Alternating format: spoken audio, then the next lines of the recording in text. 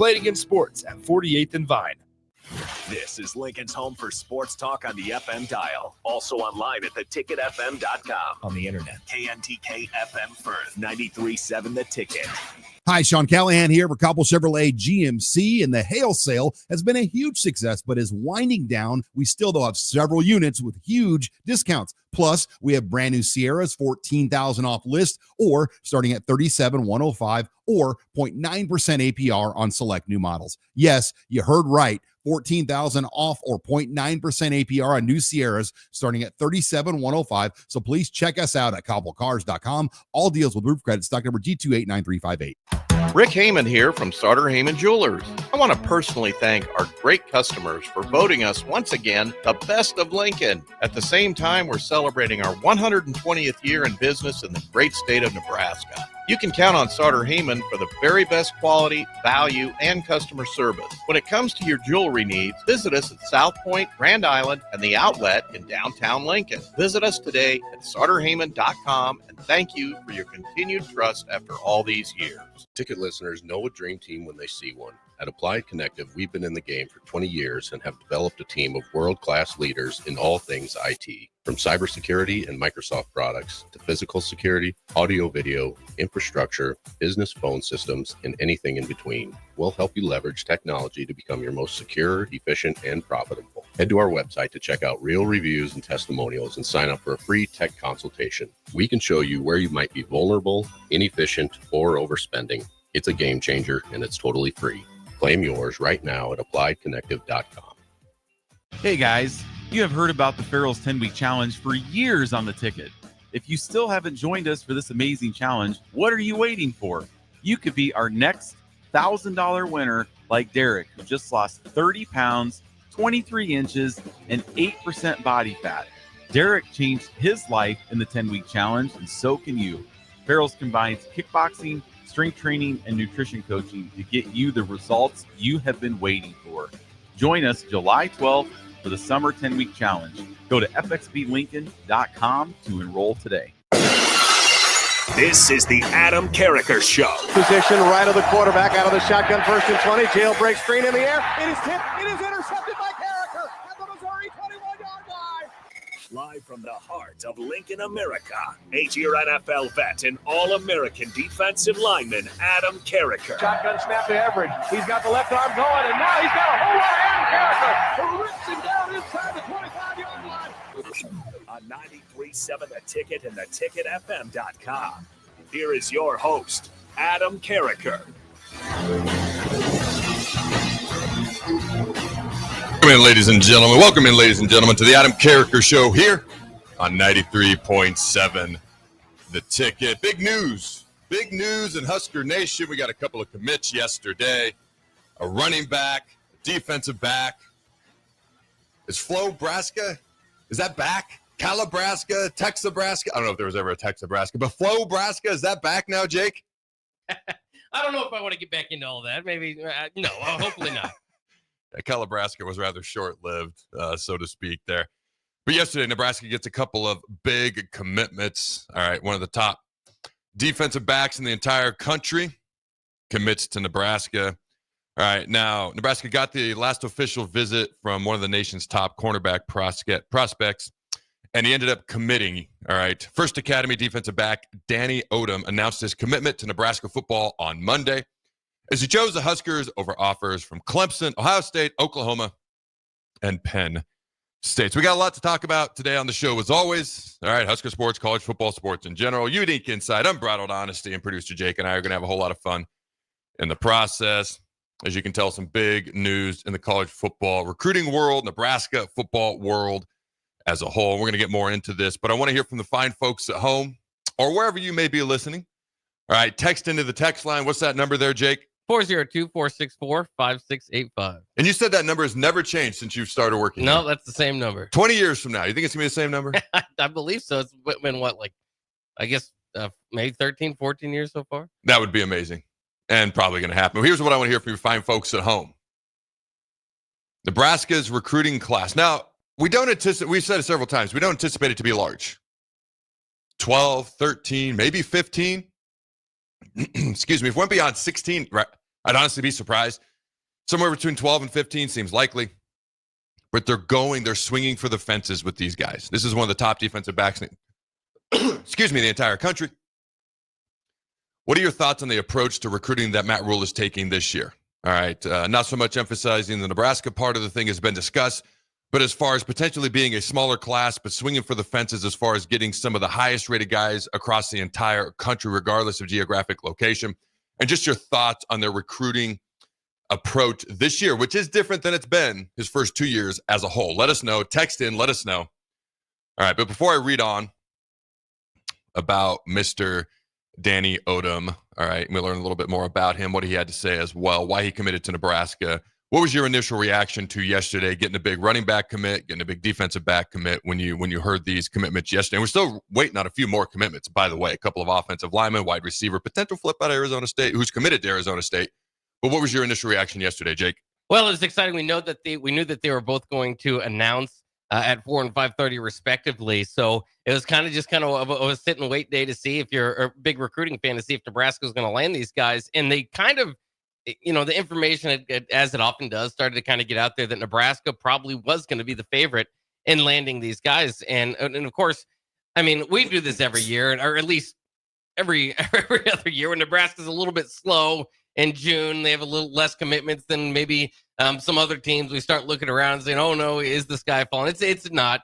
It's fine. They'll come around. They'll sign some guys. And here it happened here. And this is, like you said, these both seem to be pretty good additions. Danny Odom, now the highest rated kid in the class. Of course, CJ Bronow has left Nebraska's class to go to Florida. So maybe this kind of makes up for that. I saw some of that out there. Although I don't know if it makes up for it, right? Because it'd be great to have two of them. You're always going to need two corners, right? More than two corners, but out there on the field, at least two at a time. But it does help you a little bit in that category if you're in the cornerback room. And then Jamal Rule, which I know you'll get to in a little bit too, here as a running back recruit. First of all, fun that his name is Rule, but spelled also differently. But yes, yeah, it is spelled a little bit differently. But no, so it helps Nebraska. I think fans maybe be able to calm down a little bit, because before yesterday you had 6 commits. Not that 8 is a whole lot more than 6, but like you said, in a class of that might be 16 guys, it's a significant jump. Well, it's 25% more. I mean, you go out and you eat at a buffet and you're full, and then you go eat 25% more. That's a lot of food. Maybe not the best comparison, but you get what I'm saying here. Did you really?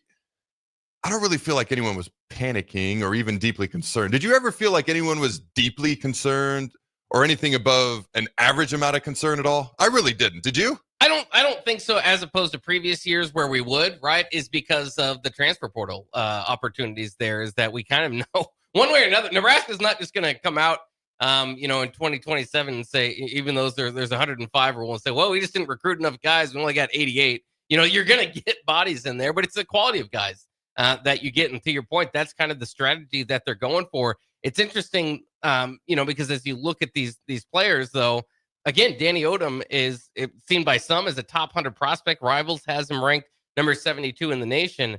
But he's kind of the only one that kind of stands out in that field, right? Of the national recruit, the big time swings.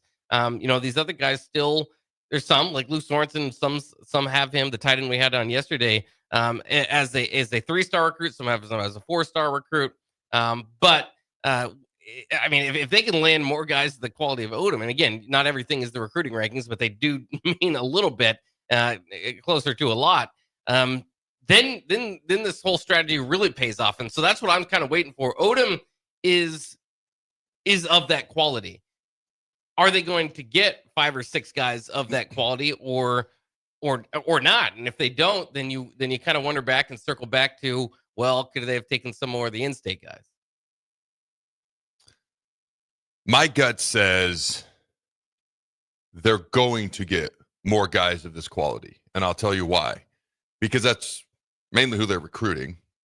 That's what they're going after, and they're not trying to get 20 to 30. They're legit, like 12, 13, maybe 15. Like if they got over 16, I'd be floored, but they're not shooting for over 16. Part of that is they're so young right now. Right now, they're so young. Part of that is Rule wants guys to come, stay, and develop. And I don't want to say the smaller class you have, the easier it is to focus on those guys. But when you're already really young, you've got the transfer portal as an option. You don't have to bring in 1 million guys, and then you can focus more on those guys. So I think everything kind of feeds into this. Like, I've sat here and talked about how, and I haven't looked since yesterday, but Nebraska was dead last in the Big Ten in recruiting.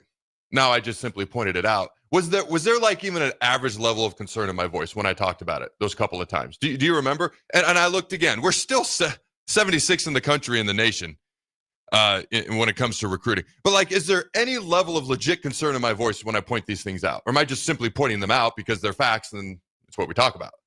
Yeah, it's not a panicking type of feel from you. No, not in any way, shape, or form, because I think this is exactly what Rule was kind of his plan, what he's thinking, what he's anticipating. A little bit smaller class, swing for the fences with who we get. Let's do unusual things that have never been done before, like the 7-on-7 tournament, right? The battle at the Boneyard. Let's get these guys on campus, and that's how we're going to attract a lot of these guys. And it makes a lot of sense.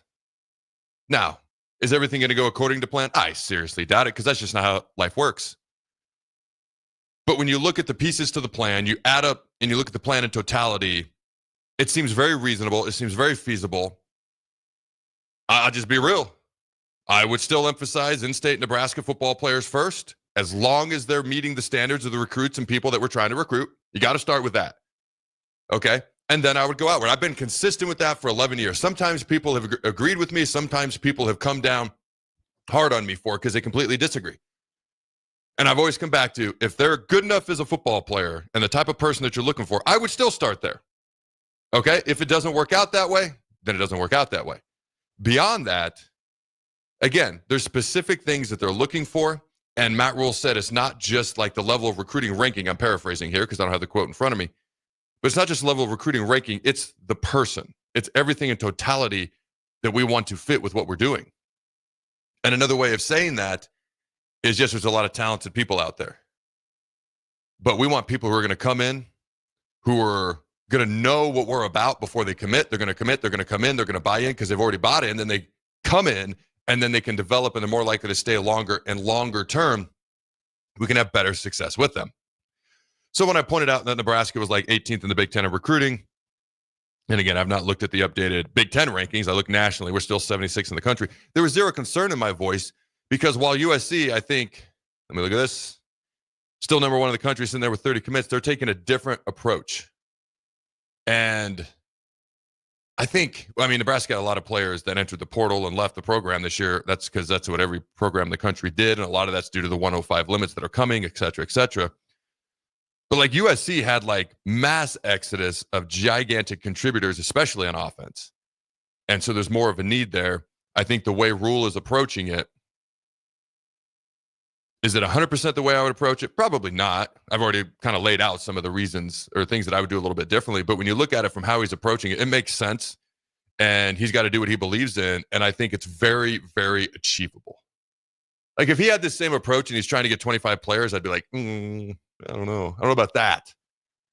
But I guarantee 12 to 15 in high school, probably along the similar lines. If you remember before the transfer portal class was finalized last year, they were shooting for about 12 to 15. We ended up with about that number.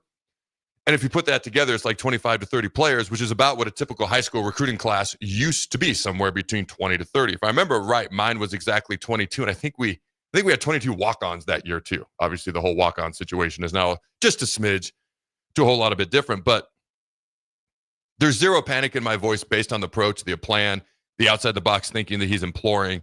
And since this appears to be exactly what he wants to do, it makes a lot of sense to me and it seems achievable.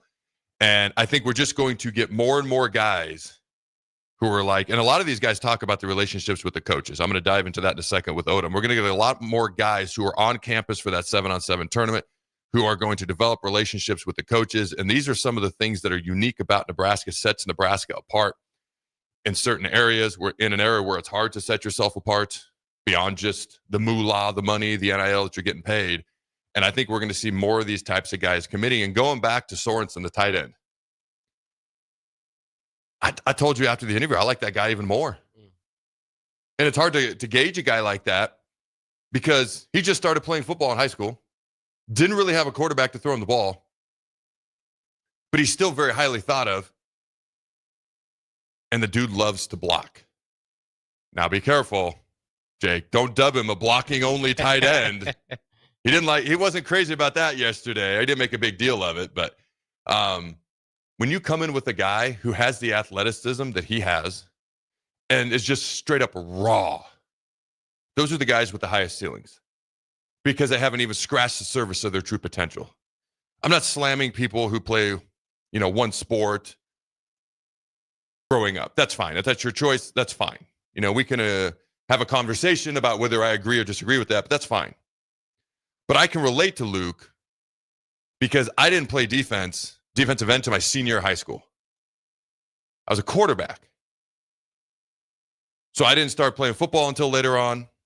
I didn't play defense in a varsity game until I was a senior. I didn't play defensive line until I was a senior. I was as raw gets. And the strides that I made once I got to college were exponential year over year over year because I had barely scratched the surface. When I came in, I had the size, I had certain things. I'll be blunt, Nebraska didn't really want me. They only took me because they couldn't get who they wanted. But they're like, this kid's got intangibles. We'll take a flyer. We need somebody to come in. And then maybe I can share the whole recruiting story one day. The defensive line coach, before my senior year, of which I'd never taken a varsity snap in a game on defense, looked at me and said, you're not good enough to play here. And I thought Nebraska was a wrap. I thought that was it. Like, all right, I'll go play for a West Coast school, whether it's Oregon or whatever at the time. You got to keep in mind, Oregon was viewed a little bit differently at that point in time. It ended up working out that I got the last minute offer. They brought me in, et cetera, et cetera. But the strides that I made, because I was so raw and I hadn't scratched the surface, I kind of akin it to a degree. Sorensen's going to have his own career. But to a guy like Luke Sorensen, the tight end that we spoke to yesterday. And when you can start with, because what you could start with me was I had the height, the weight, I had certain athletic intangibles, and I'd hit you in the mouth over and over and over and over. I wasn't great at much, but I could do that. And what I learned about Luke yesterday is there's a lot of similarities. He's not done growing. He's not done adding on size, muscle, not even close. Most high school kids aren't, but he's so raw. He has such a bright future. He has barely scratched the surface. What I know is he's got certain physical intangibles, and he will block, and he will take pride in it, and he will hit you in the mouth over and over and over, and it's a great starting point. All right, Jake, what are your thoughts on all that? I haven't even gotten into the two guys who recruited much yesterday yet, or that committed much yesterday yet. Well, it is exciting, especially like you said, after that interview with Sorensen, you get a little bit more excited for him. Just the tone and the excitement he has for bowling people over, and the potential that you kind of laid out there. So, we'll see. As Andrew points off of YouTube as well. He is maybe a 4-star, 3-star, depending on what site you want to give him. But the stars kind of fall to the side to a degree when Penn State and Ole Miss won it, right?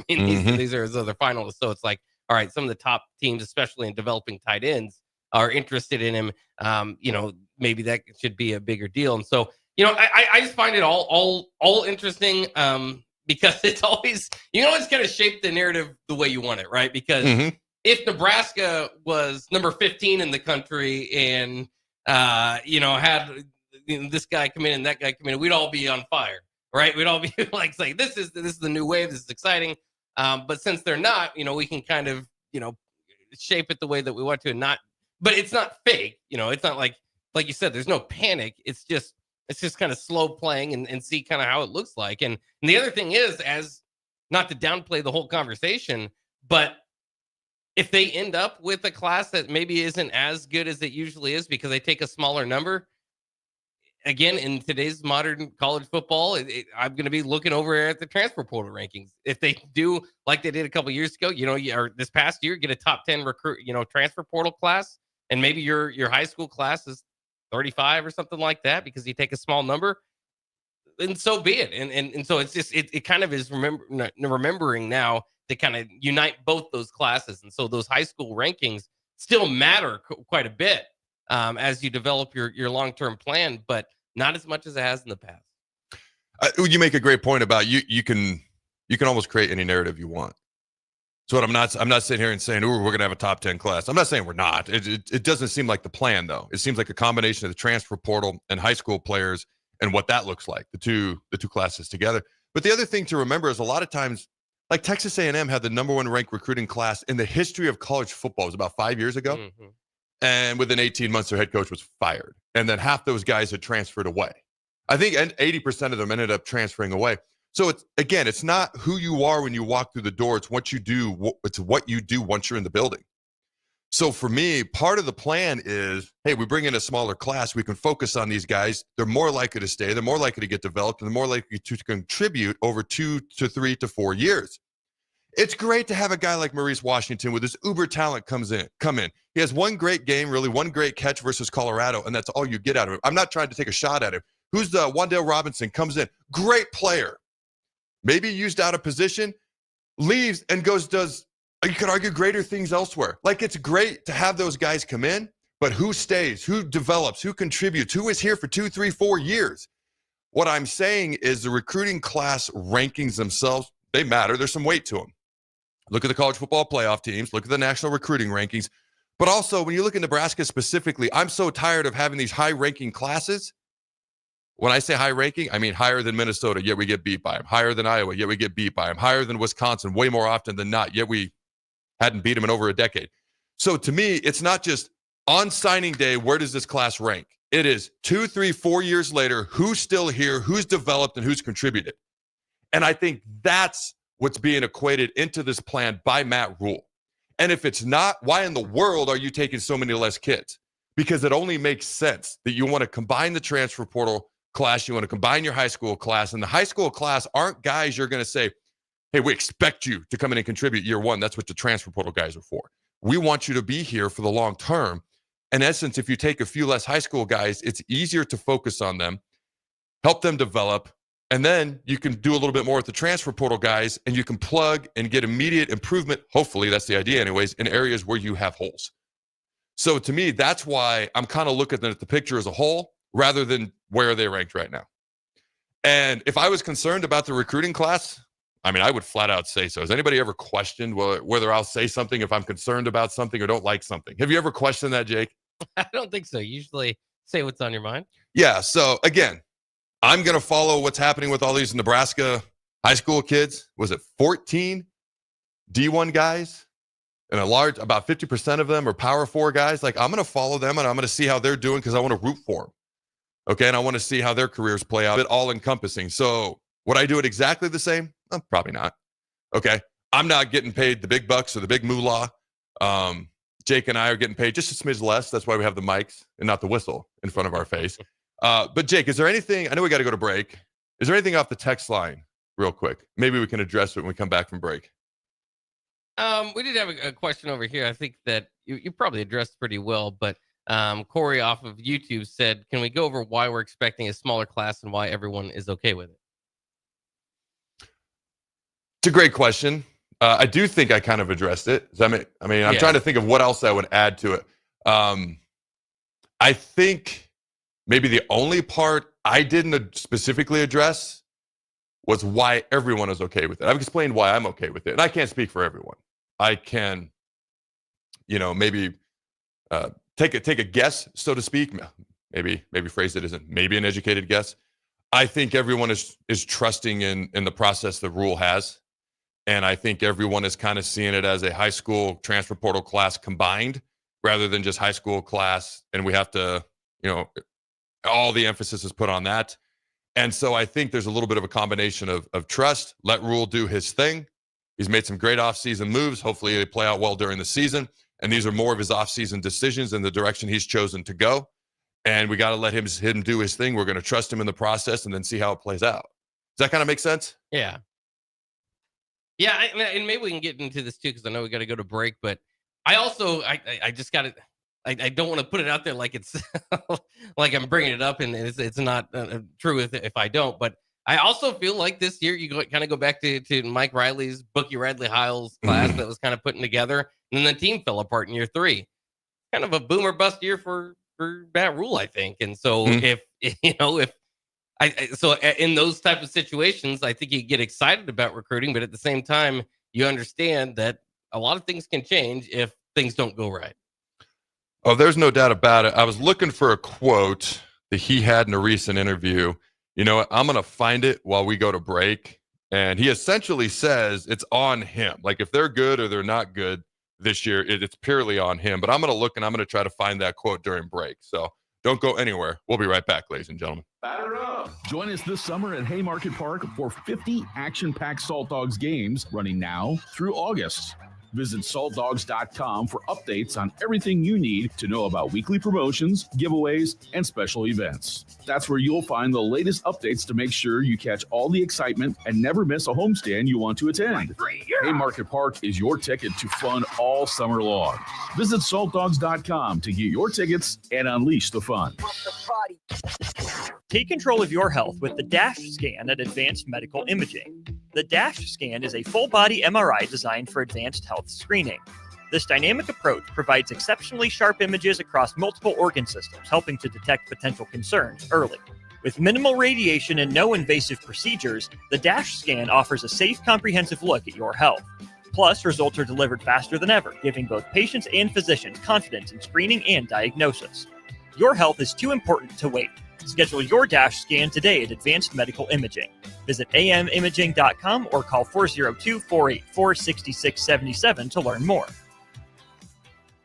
Select Plumbing and Utility has been serving Lincoln and the surrounding area for 14 years, and they're not slowing down. Select Plumbing and Utility handles all your plumbing needs, from faucets and water heaters to full renovations, and they can even help with your heating and cooling needs. They're also Lincoln's underground experts, repairing and replacing broken underground water and sewer lines since day one. Contact Select Plumbing and Utility today at 402-560-6197, assuring excellence in every situation, opportunity, and challenge. That's 402-560-6197.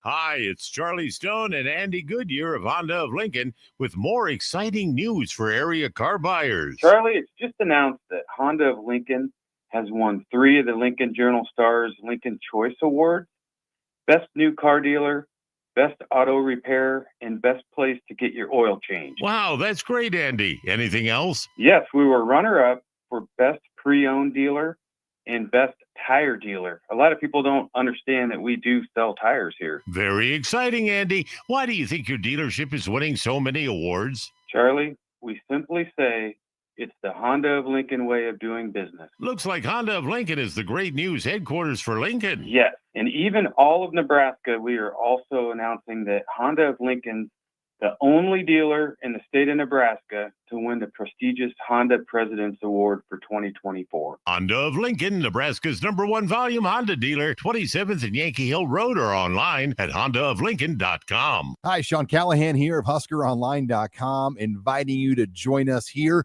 on 93.7 The Ticket. Every Saturday morning now in our new time, we're on from 8 to 9 with the weekly Husker Online radio show. We'll give you the latest in recruiting. We'll talk about what's going on with both football, basketball, and we'll probably share a few stories from the inside. It's every Saturday morning right here on 93.7 The Ticket. It's the Husker Online radio show from 8 to 9 a.m. Put lawn irrigation on automatic. Think Judson Irrigation for worry-free service to Lincoln homeowners and business community.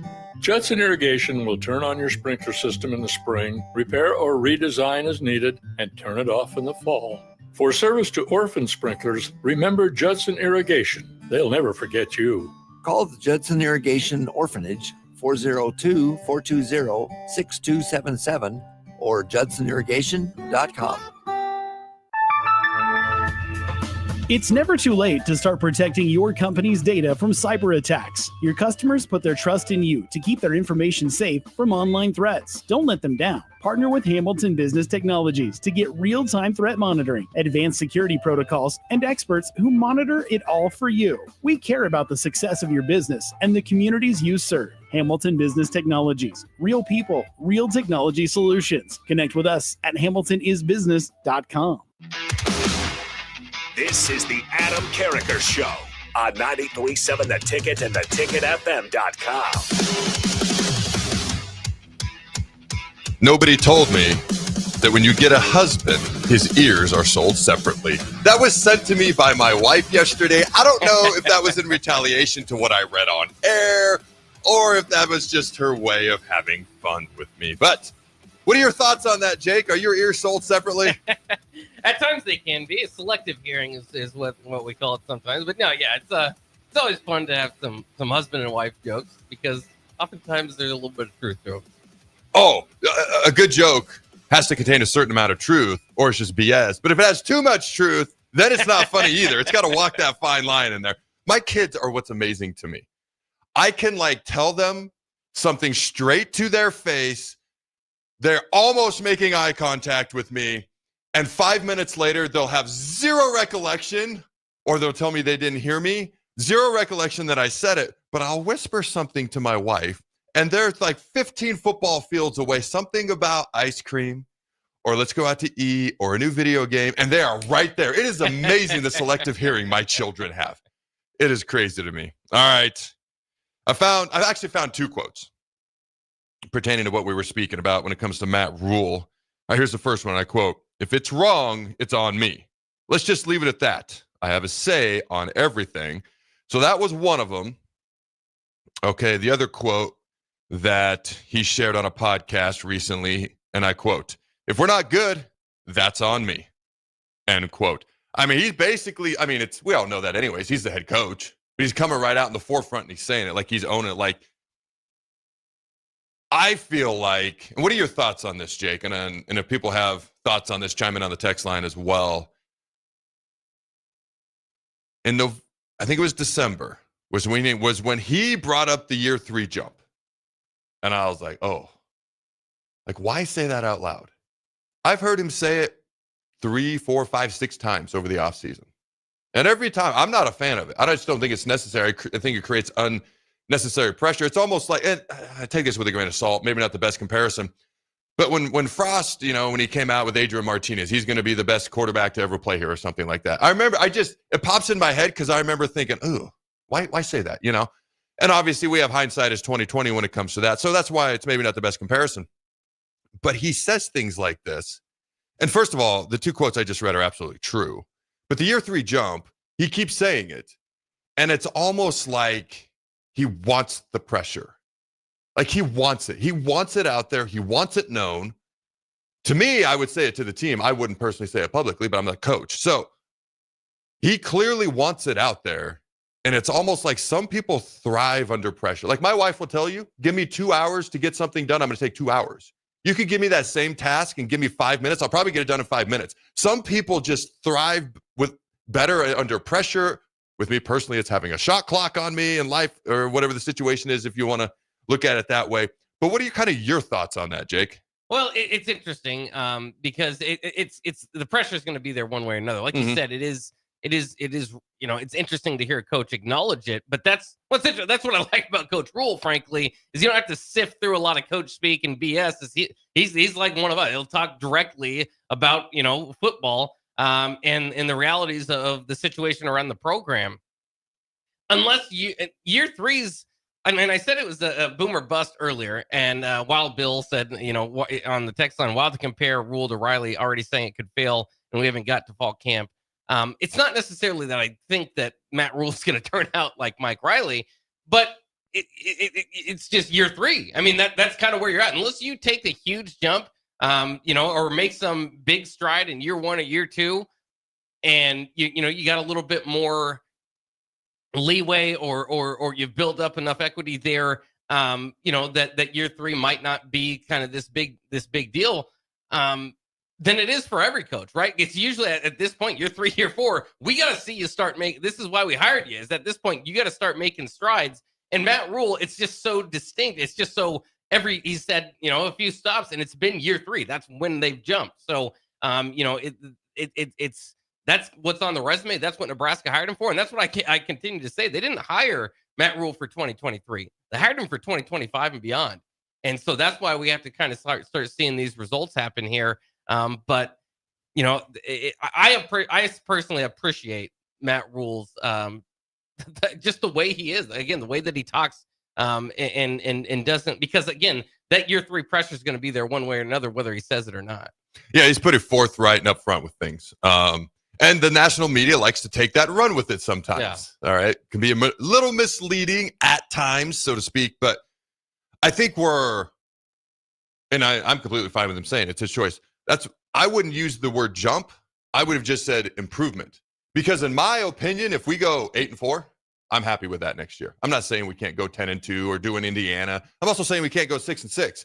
My point is, as long as we're going the right direction, I think Husker fans, like we were so conditioned at one point, no, 9 wins, not 9 wins, you're fired. Now it's like, okay, 8 wins is in the right direction. Then the following year could be 9 wins. And obviously as a coach, inwardly, you want bigger jumps than that. But as far as what the fans are expecting, which can create a narrative, and narrative becomes perception becomes reality, which is why I tend to be, like if I were a coach, I'd be a little bit more guarded with things. But again, it's one of the things we like about Rule is he is forthright. He is upfront, and he is kind of out there with what he has to say. And so for me, use that word jump, and immediately I go to 9 wins or more. When before that, my expectation would have been, not that we can't win 9 or more, but let's just get to 8 and I'd be happy. Now it's almost like, oh, if we don't get to 9, now I'm not happy. And that's where I'm kind of like, I'm fine with it. I like his forthrightness and his honesty. I think it created a little bit more extra pressure. Maybe not necessary. I don't know that it's a bad thing because some people like it. Some people want it. Some people thrive under that a little bit better. Okay. And I get the feeling Matt Rule wants it. Otherwise, I don't know why he keeps saying it. But let me ask you, boom or bust? Okay. What would you consider a boom year? Just tell me wins and losses here. What would you consider a bust year? And what would you consider acceptable and not acceptable? I think a boom year is to get to that 9 wins. You're kind of saying if they get to 8-4, I think that's fine. You know, good progress, better season Nebraska's had since 2016. So I think there would be excitement, but I think you'd hold off on probably calling it a boom.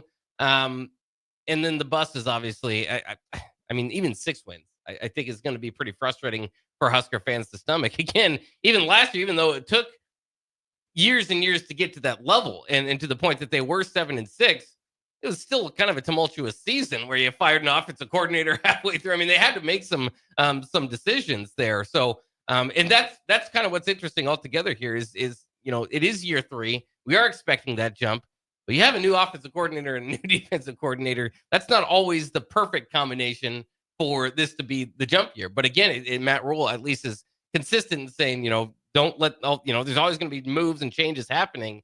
The team is building. The team is ready now for year 3. And I think we're all, you know, excited about specifically the offensive side of the balls and the new coordinator. We'll see what happens on defense. But yeah, I mean, bust, obviously, anything. But I wouldn't be completely floored. I think Nebraska's, I would probably predict 8 or 9 wins now.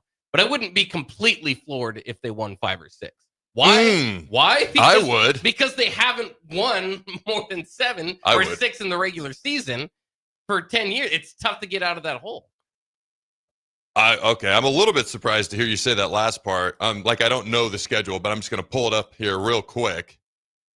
I'm joking. Of course I know the schedule, but I want to make sure. So, okay, I'm going to start with this. They go 7-5. How do you feel about it? Probably depends on how it looks, but again, that's more an improvement than what they've had for the last 10 years. So I'd say solid. 7-5. Play a, I don't know, I'm trying to think of a team of slightly better than Boston College. Boston College-esque type team, but slightly better. Lose, go 7-6 again. Lose the bowl game.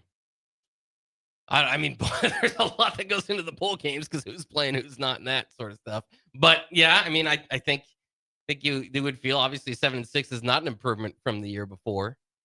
So I don't think you'd be too happy about it. But again, part of it is how this looks. Are you competitive with Penn State?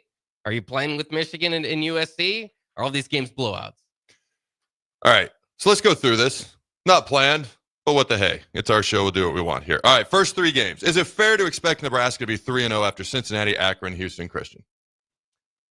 It's fair to expect it, but I would, again, to the not being floored, I wouldn't be completely floored if they lost to Cincinnati. I think that would really rock a lot of Husker Nation's core, but I think it could happen. It obviously can happen. I think as far as expectation, it's fair to expect to win all 3 of those games. Okay, with all due respect to Akron, Houston, Christian, we shouldn't have to debate those a whole lot. All right, Cincinnati, this is a Power 4 team, but this is a team that went to the college football playoff under Luke Fickell like 3, 4, 5 years ago. But since then, I mean, they've not been the same. Last year, they were under 500 ever since they joined the Big 12, which we will continue to pretend the Big 12 is one of the Power 4 conferences. It's really Power 2, and then everybody else. I mean, they haven't won half their games since. Now, they've made a bunch of changes. They feel like they've improved. This is not going to be a gimme game. As long as we get the win, I'm going to be happy because first game of the season, it's technically a Power 4 team. Just get the win. But if there was a loss to Cincinnati that first game, how did you phrase it? There'd be what? I think Husker Nation would be rocked. Rocked. Said, yeah. Yes, with a capital ROCKED, by the way. Okay. But let's say Nebraska's 3-0. Now, right now, if you look, the over-under is 7.5.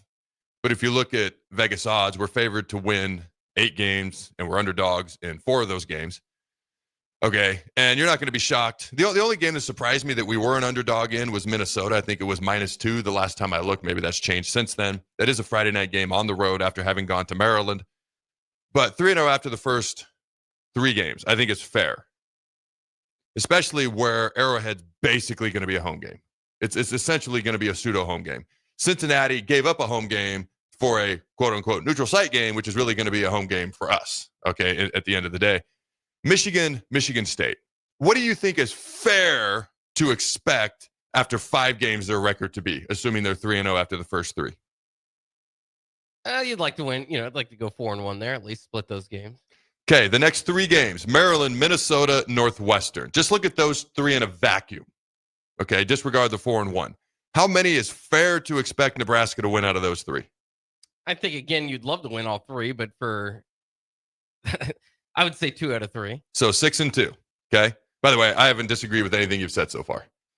Then you get to USC. By the way, do you realize that USC plays 3 top 15 ranked teams before they come to Lincoln? Yeah, it's part of a stretch for them. Did you know that? I had seen that earlier, yeah. All right. Now, let's just look at the next 2 in a vacuum. USC at home at UCLA. What is fair to expect to win? Again, I think you'd like to split them, but you lost to both those teams last year. So 7-3. Sure. Okay. All right. Penn State, we're going to be a dog, 7-4. Mm-hmm. And I'm not saying we can't win that game. We're moving quickly here. Iowa. So you're sitting there at 7-4. And nothing we have predicted so far is too outlandish, too crazy. Like, we haven't really got out on a limb on anything at all. All right. You make a prediction. Does Nebraska beat Iowa at home on a Black Friday this year? It's such an impossible game to predict. I understand, but just go one way or the other, Jake. It's just frustrating because it always comes down to Iowa, doesn't it? And the schedule set up there. And Nebraska can outplay Iowa. I could sit here and say on paper Nebraska is better. They're prepared better to win this one, but Iowa usually comes out on top. So, again, I mean, I'd probably lean toward Iowa at this point. So 7-5. Yeah. Okay. And any bowl game that we go play in at that point at 7-5, I would assume that our talent composite ranking, our roster talent, and probably the budget, like if we're playing a Boston College-esque team, we would be favored in that bowl game. All right, so 8-4. Having no idea what bowl game or who we'd play. Just kind of saying we're probably going to have the edge on athleticism.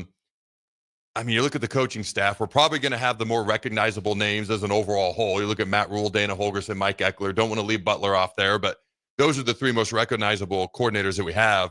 So 8-4. All right. We got to go to break. We're going to discuss. We haven't even gotten into the guys who actually committed yesterday just yet, by the way. All right. We will do that as well. But we're going to go to break and we'll discuss without going out on a limb on anything. Nebraska going, what was that, 8-5? I said 8-4. 8-5, and how we'd feel about that when we come back. There are great Mexican restaurants all over town, but there is one that is especially worth the drive from any part of town. Tacos Los Hermanos at 70th and Havelock. Cool off this summer with a delicious horchata or other special drinks, and grab one of their famous taco boxes for a group of friends or coworkers to enjoy, full of birria tacos and many other options. Don't forget their great desserts like tres leches, flan, and cheesecake. Get to Tacos Los Hermanos for lunch or dinner today at 70th and Havelock in Lincoln. Hi, Sean Callahan here for Cobble Chevrolet GMC, and the hail sale has been a huge success, but is winding down. We still though have several units with huge discounts. Plus, we have brand new Sierras, $14,000 off list, or starting at $37,105 or 0.9% APR on select new models. Yes, you heard right. $14,000 off or 0.9% APR on new Sierras starting at $37,105. So please check us out at cobblecars.com. All deals with roof credit, stock number G289358. Select Plumbing and Utility has been serving Lincoln and the surrounding area for 14 years, and they're not slowing down. Select Plumbing and Utility handles all your plumbing needs from faucets and water heaters to full renovations, and they can even help with your heating and cooling needs. They're also Lincoln's underground experts, repairing and replacing broken underground water and sewer lines since day one. Contact Select Plumbing and Utility today at 402-560-6197, assuring excellence in every situation, opportunity, and challenge. That's 402-560-6197. Are you looking to upgrade or improve the garage door on your home? This is Cameron Hall of Doors Plus. At Doors Plus, we guarantee to offer a wide selection of options from 5 leading garage door manufacturers as we deliver a free estimate, exact measurements, and rapid installation with a 3 to 5 week time frame. When you choose Doors Plus for your residential garage door needs, you'll work with our experienced technicians and be ensured that your new door seamlessly complements your home. Give us a call at 402-590-5800 or visit us online at DoorsPlusLLC.com. Doors Plus, garage doors, and more. Spring sports are here and it's time to upgrade your equipment. But don't go rushing to your big box store. Play It Again Sports is your place to go for all spring sports equipment for baseball, softball, golf, and disc golf. Play It Again Sports has quality, slightly to gently used equipment, and 50% of their inventory is actually new equipment. And don't forget, buying from them is a great way to get new products with great discounts by also bringing in your used items for store credit or cash on the spot. Play It Again Sports at 48th and Vine.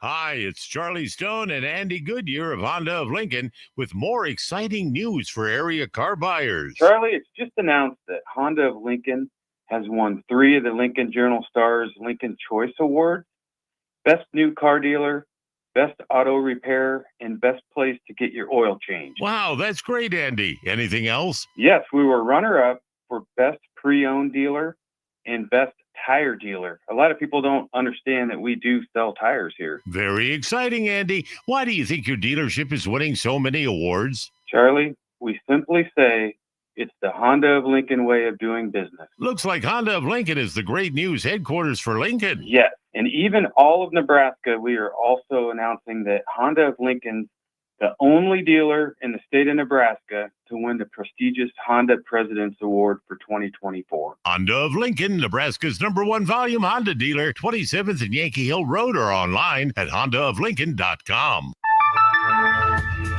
It's never too late to start protecting your company's data from cyber attacks. Your customers put their trust in you to keep their information safe from online threats. Don't let them down. Partner with Hamilton Business Technologies to get real-time threat monitoring, advanced security protocols, and experts who monitor it all for you. We care about the success of your business and the communities you serve. Hamilton Business Technologies. Real people, real technology solutions. Connect with us at hamiltonisbusiness.com. Rick Heyman here from Sauter Heyman Jewelers. I want to personally thank our great customers for voting us once again the best of Lincoln. At the same time, we're celebrating our 120th year in business in the great state of Nebraska. You can count on Sauter Heyman for the very best quality, value, and customer service. When it comes to your jewelry needs, visit us at South Point, Grand Island, and the Outlet in downtown Lincoln. Visit us today at sauterheyman.com, and thank you for your continued trust after all these years. Empire Netting and Fence delivers top quality netting and fence solutions. From major sports venues to backyard installs and everything in between, coast to coast. We take on tough jobs with grit, integrity, and a strong commitment to safety. Empire is growing, and we're hiring motivated people ready to grow with us. We build each other up, and we're building something big. Think you've got what it takes? Apply now at empire-fence.com. That's empire-fence.com. Hey guys, you have heard about the Farrell's 10-week challenge for years on the ticket. If you still haven't joined us for this amazing challenge, what are you waiting for? You could be our next $1,000 winner like Derek, who just lost 30 pounds, 23 inches, and 8% body fat. Derek changed his life in the 10-week challenge, and so can you. Farrell's combines kickboxing, strength training, and nutrition coaching to get you the results you have been waiting for. Join us July 12th for the Summer 10-Week Challenge. Go to fxblincoln.com to enroll today. Western Sand and Gravel is hiring for a variety of positions at their sand and gravel plants near Ashland. Apply today and receive a $2,500 hiring bonus. Available positions include plant operators, dredge operators, and shop service technicians. They offer great pay, health benefits, 401k, a wellness program, paid holidays, and paid time off. No matter your experience level, on-the-job training is available to help you build a rewarding career with Western Sand and Gravel. Start your career today. Visit westernsand.com. Empower a child today with the Teammates Mentoring Program. Hope is only a conversation away when you choose to share your talent, time, and heart with the child. Together, you can build a relationship based on strengths and chart a brighter future, 1 week at a time. Find out how you can be a mentor by visiting LincolnTeammates.org. Become what you needed as a kid by joining the Teammates Mentoring Program today. This is the Adam Carriker Show on 93.7 The Ticket and theticketfm.com. Boom! Welcome back, ladies and gentlemen, to the Adam Carriker Show here on 93.7 The Ticket. Jake, before we dive into this, here's the interesting thing. We started off the hour.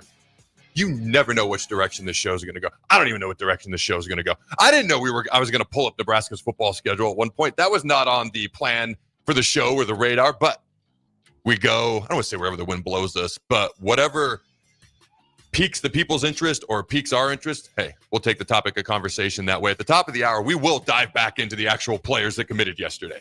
All right, the defensive back, the running back, Rule, Odom, and all them. Because I started to do that, but now we're on this conversation, and we've gotten some textual responses from the text line.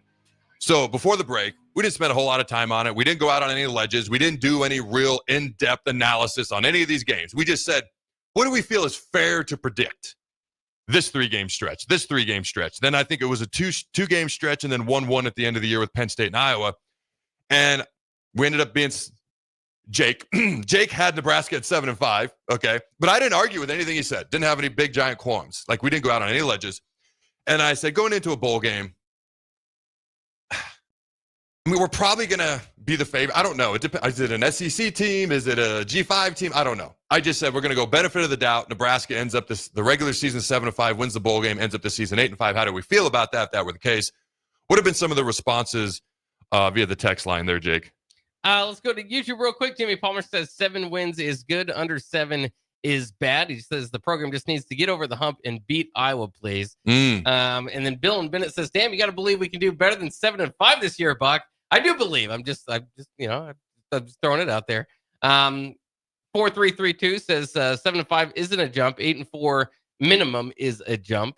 Mississippi Mud Dog says Bach will pick Iowa because he loves them. Not true, but I do like the brand. Wow. Whoa. These are some accusations coming at you, Bach. By the way, I don't want to put Bach on an island here. Like we went on 0 limbs. Okay. Not a lot of analysis. Just what is fair. I don't want to hear, hey, we're drinking Kool-Aid or hey, we're being negative. Just what is fair? Like, it's fair to expect to be 3-0. I'm sticking up for you a little bit here, Jake. Yeah. Okay.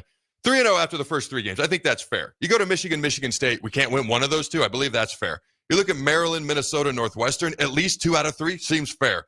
You look at USC, UCLA, at least 1 out of 2. Again, we should be favored over UCLA. It's going to be in California, but then USC, who's favored to beat us right now as we sit here is it July yet? Not quite, June 24th. In June. Yeah, I should know the date. It was just my wife's birthday yesterday, but they're going to be coming off 3 straight top 15 opponents coming into Lincoln. That's a ripe spot for an upset there, just like Michigan with a true freshman quarterback probably and no head coach in Lincoln. We're not going out on any limbs. It's fair to, predict Penn State to win right now. We'll see what happens. And then Iowa, that's really the tough one. That was the one where I was like, man, that's really tough. You went with Iowa. So I tried to balance it out with the bowl game because either of those could go either way, and that seemed fair. So 8-5.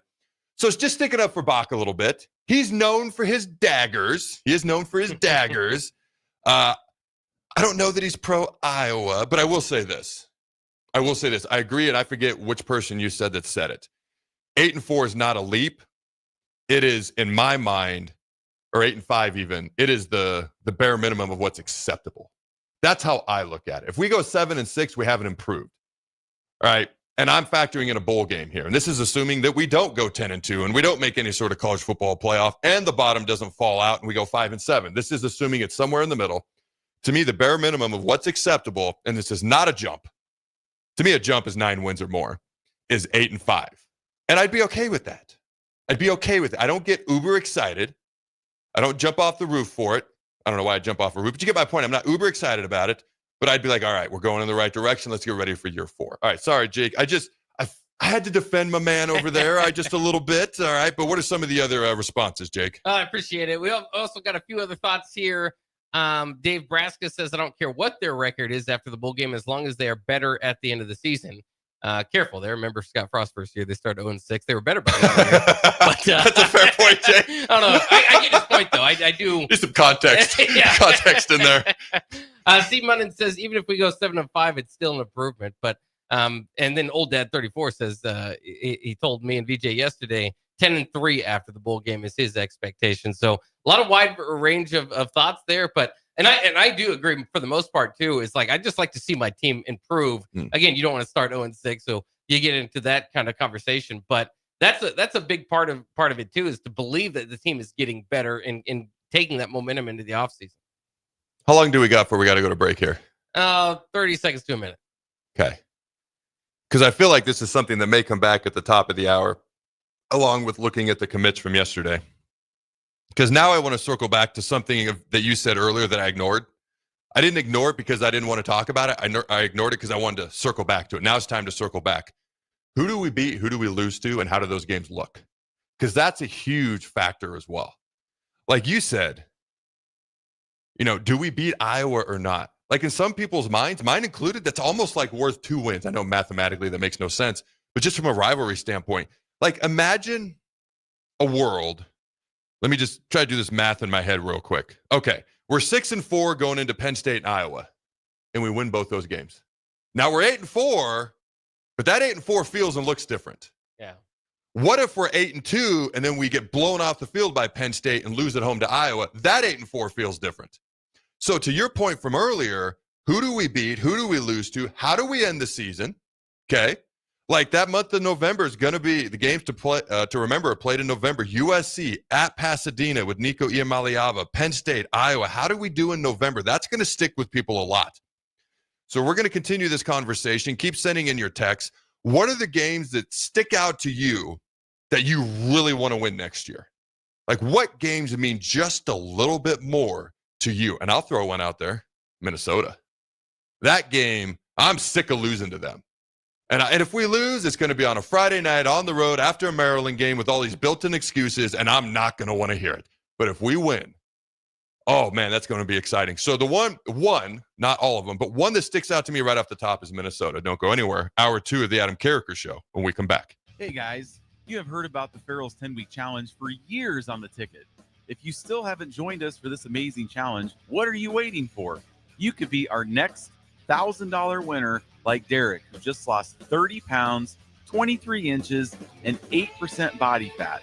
Derek changed his life in the 10-week challenge, and so can you. Farrell's combines kickboxing, strength training, and nutrition coaching to get you the results you have been waiting for. Join us July 12th for the summer 10-week challenge. Go to fxblincoln.com to enroll today. It's never too late to start protecting your company's data from cyber attacks. Your customers put their trust in you to keep their information safe from online threats. Don't let them down. Partner with Hamilton Business Technologies to get real-time threat monitoring, advanced security protocols, and experts who monitor it all for you. We care about the success of your business and the communities you serve. Hamilton Business Technologies. Real people, real technology solutions. Connect with us at hamiltonisbusiness.com. 93.7 The Ticket, Fox, KFXL weather. Brought to you by Bryant Air Conditioning, Heating, Electrical, and Plumbing. We're looking for a chance for today. A chance of showers and storms throughout the day. Otherwise cloudy with light winds. And the high near 84.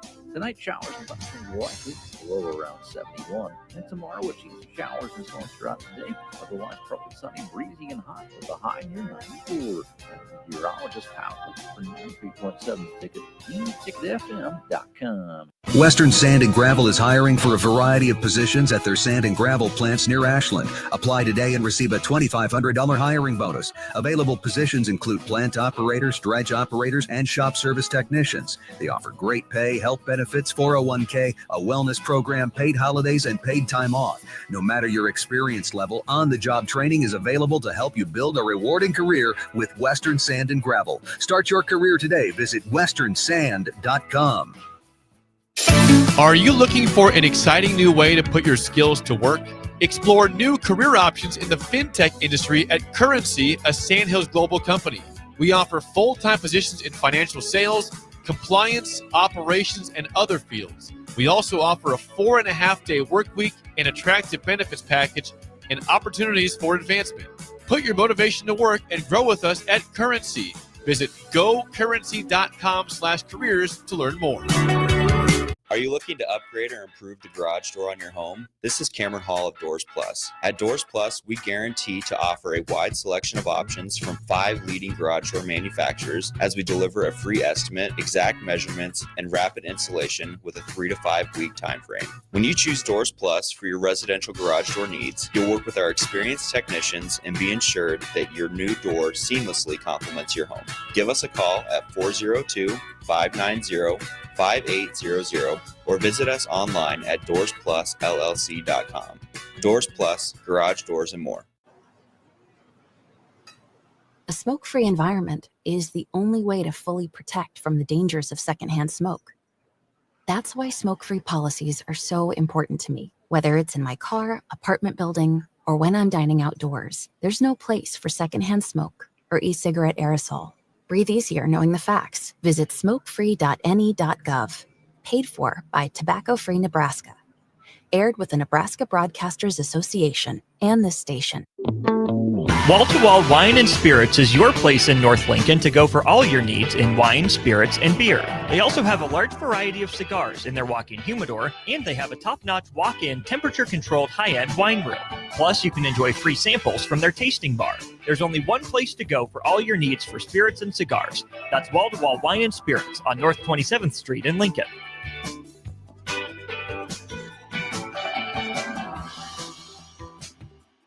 Empower a child today with the Teammates Mentoring Program. Hope is only a conversation away when you choose to share your talent, time, and heart with the child. Together, you can build a relationship based on strengths and chart a brighter future, 1 week at a time. Find out how you can be a mentor by visiting LincolnTeammates.org. Become what you needed as a kid by joining the Teammates Mentoring Program today.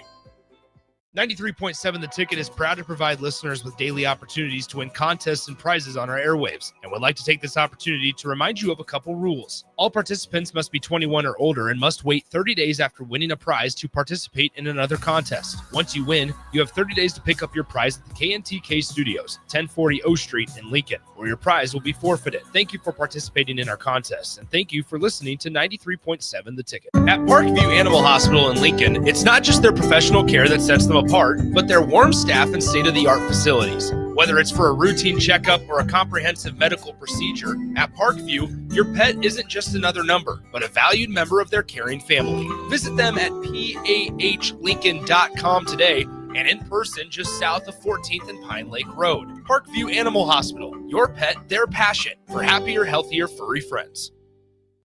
This is Lincoln's home for sports talk on the FM dial. Also online at theticketfm.com. On the internet. KNTK FM Firth, 93.7 The Ticket. This is the Adam Carriker Show. Position right of the quarterback out of the shotgun, 1st and 20. Jailbreak screen in the air. It is tipped. It is intercepted by Carriker at the Missouri 21-yard line. Live from the heart of Lincoln, America, 8-year NFL vet and All-American defensive lineman Adam Carriker. Shotgun snap to Everidge. He's got the left arm going, and now he's got a whole lot of Adam Carriker who rips him down inside the 25-yard line. On 93.7 The Ticket and theticketfm.com. Here is your host, Adam Carriker. Hi, ladies and gentlemen. Welcome back to Hour 2 of the Adam Carriker Show. We got some textuals off the text line. We're talking about Nebraska, what a successful season would look like. What would that record look like?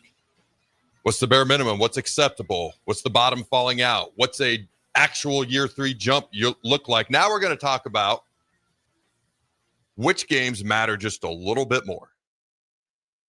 And as I was looking at this throughout the break, I was like, I'm going to break it into a couple of different segments. I'm going to break it into the 6 games out of the 12.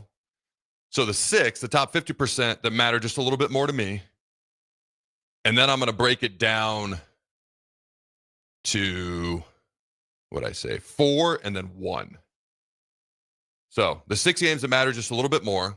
Then the 4 that matter a lot. And then the 1 game that sticks out a lot to me, probably the most. Before we do that, all right, I announced it before, but I'm happy to announce that the ticket will be on site July 9th at the inaugural Carriker Chronicles football camp. The Drive, Steve Taylor, one-on-one with DP will be live on site. The Carriker Chronicles football camp, July 9th. Boys and girls, K through 8th grade. T-shirts included, autographs included, 9 a.m. to 1 p.m. All right. Go to carrikerchronicles.com to learn more and or register.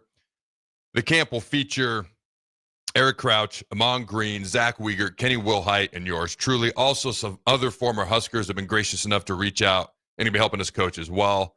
Such individuals as Corey McEwen, Ron Kellogg. All right, and a couple other guys that played in the NFL that did some pretty cool things. We're going to have an NFL-style combine there at the end of the camp as well. We got about, I think it's 35 coaches that'll be helping out. And obviously quite a few campers have registered to this point as well. All right, again, carrikerchronicles.com. Go there to learn more and or to register.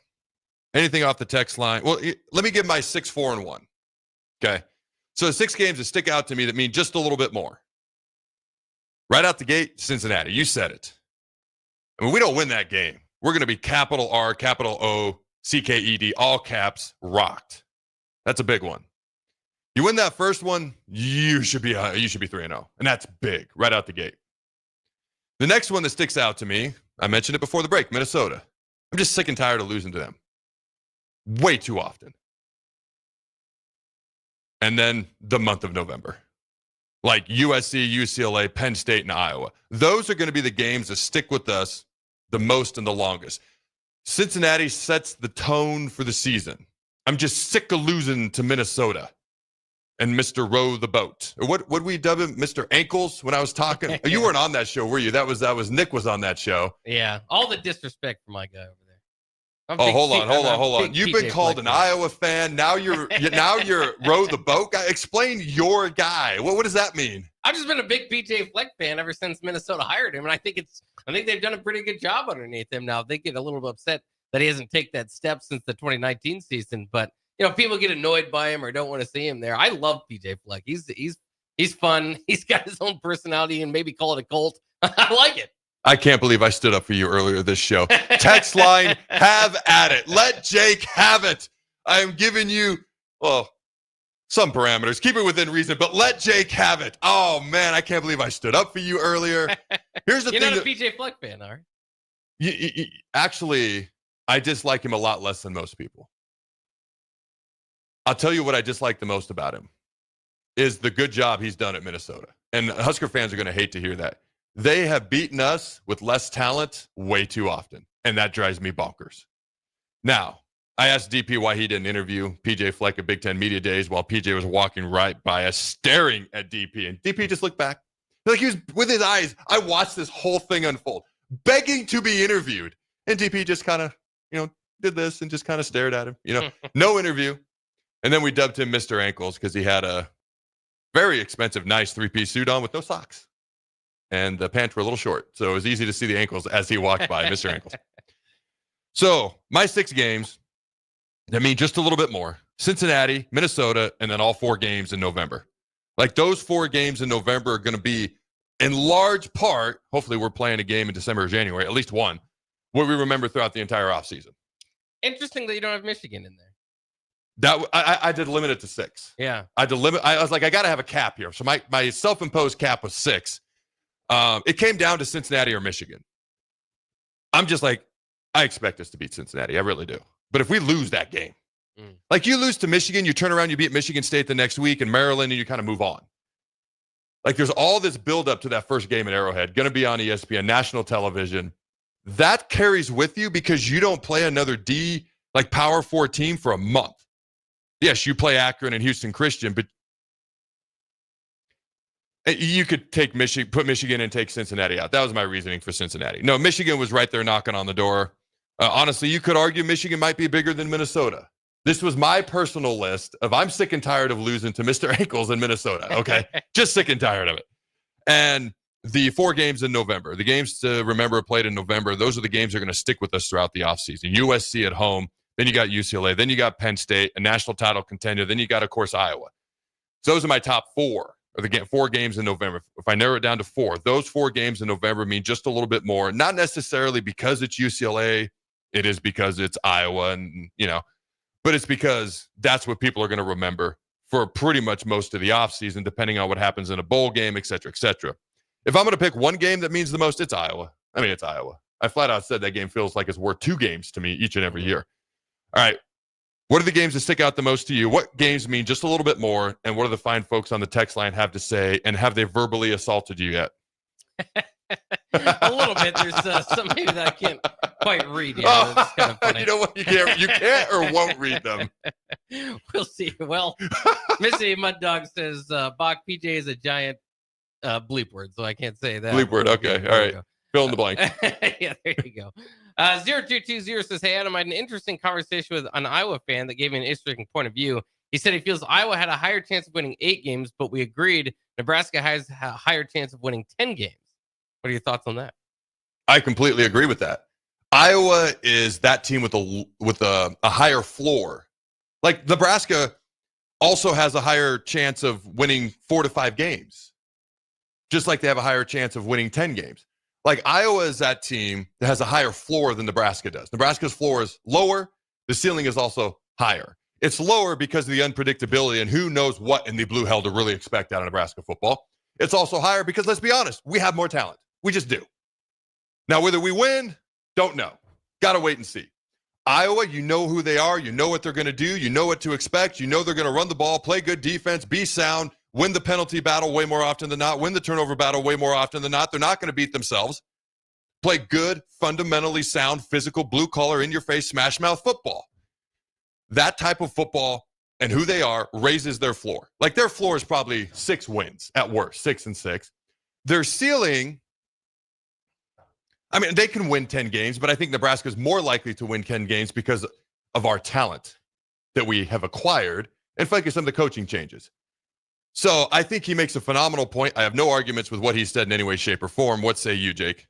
Yeah, I can agree with that as well. Like just for the reason that you kind of pointed out there, though, it always is interesting if Iowa does have an offense or an average offense, like we kind of talked about with Nebraska's special teams. If they're just average, Nebraska probably would have won a few more games last year. If Iowa has an average offense, look out, because then that ceiling I think can move up considerably for them. So that's interesting. But I mean, I agree with you. I feel like Iowa, and I think it's probably good for the rivalry, I suppose. I mean, I don't know if the Nebraska-Iowa rivalry is what you care about the most, joining the Big Ten. But but the rivalry needed Iowa to win as many games as they did for it to feel as big as it is now. And now when I look at it, and you've got Michigan and USC and Penn State and UCLA and all these teams on this schedule, and I'm still thinking, yeah, I want to beat Iowa the most. It's strange that we got here, but that's where we are. And again, for a lot of people kind of pointing out on the text line or through YouTube chat too, is that, often it's the reason it's so frustrating to lose to Iowa is you often outgain them in yardage. You look better for 3.5 quarters, whatever the case may be. They just find a way eventually to beat you. So that would be my most important game. I do think Michigan holds a lot of weight. I would probably include them in a 6 if I had to. Similar 60 years, I'd have to almost take out maybe UCLA. Although that's a big one too. Remember that was kind of the turning point last year when they made the move at offensive coordinator after that game. So, I mean, it would not be a good look to lose to UCLA two years in a row. But it's just so hard to tell right now. What does UCLA look like at that point in time? Like you said, they did get Nico Iamaleava in the offseason, so that should be exciting for them. But they weren't a great team last year. I still don't have the most trust in Deshaun Foster, so we have to kind of see what they look like as a team to try to regard how big that game will be. So a couple of questions for you. Does Nebraska-Iowa, does it mean more to you right now than Nebraska-Colorado did when that game was being played every year? Which rivalry means more to you? Like, as you sit here right now in this moment, and we're in the Nebraska-Iowa rivalry era, I guess you can phrase it, versus the Nebraska-Colorado little brother, big brother rivalry era that was. That's interesting because I think it depends on what era of the Colorado rivalry you're talking about. Even in the Big 12, like early Big 12 days, Colorado was the top 5 team. The 62-36 shellacking of Nebraska. Nebraska's never gotten off the map from that one. Never been ranked number 1 again after that. Like that era, I always say this with the Nebraska-Iowa rivalry. You can't make up stakes. Like you can't make the stakes as high as you would a number 1 versus number 12, whatever they were, Colorado at the time. And what happened there, Nebraska-Iowa just hasn't had a game like that. So, but then Colorado got pretty bad, right, toward the end or latter half of Nebraska's days in the Big 12. And so the Iowa rivalry would feel bigger there. But I think if you're still doing all time, you got to go with Colorado just because there was a lot more games with bigger stakes on the line. With the Iowa-Nebraska rivalry, you were right. Iowa needed to win some of those games to make it a rivalry. Now Nebraska needs to win some games in response or in return to kind of balance out that rivalry and truly get it going forward. So what would be your top 6 games if you want to narrow it down to 3 or 4 and then your top 1 next year? Again, and then the conversation is interesting because what is top main? Because if you lose to Penn State, like we include Penn State in there, but you're almost expected to lose that one. What means more to you? What would mean more to you? Yeah. Well, I think that, and then that's why I highlighted Penn State. Penn State and Michigan, I think, are maybe USC. We'll have to see how they are, but those are national brands. And I think that especially early in the season, Michigan, it doesn't matter what they finish. Those games just feel important, right? Because it's a important program to see what the story is. In Nebraska, the same way. So I think those are the 2 opportunities to go outside of Big Ten footprint and get national attention, like really start to create some momentum. So I'd have to put those at the top. But as far as like realistically, I don't know if you're expecting to beat Penn State. I would put Michigan up there, though. I mean, I think that's a tone setter. We talk about Colorado last year and winning that game. Obviously, maybe not the best example because Nebraska didn't respond the best down the stretch of the season last year, but that certainly felt like a big win. I think Michigan could set the tone for a big run for Nebraska. And if you look after that, if you beat Michigan, Michigan State, Maryland, Minnesota, Northwestern, solid teams, but they're probably not going to be like Michigan. So you could start to see a bit of a run here. And here we go with the 7-0 talk again, right? But so that's kind of interesting. It's hard. Here we go. Yeah, it's hard to pick, to order them depending on kind of which way you're looking at it. But again, I just got to go with Iowa number 1 like you did, just because I feel like, in all encompassing that game. And then the other thing is just the last game and oftentimes when you're trying to decide what was the season, what does it look like? A lot of it 8-4 and beating Iowa.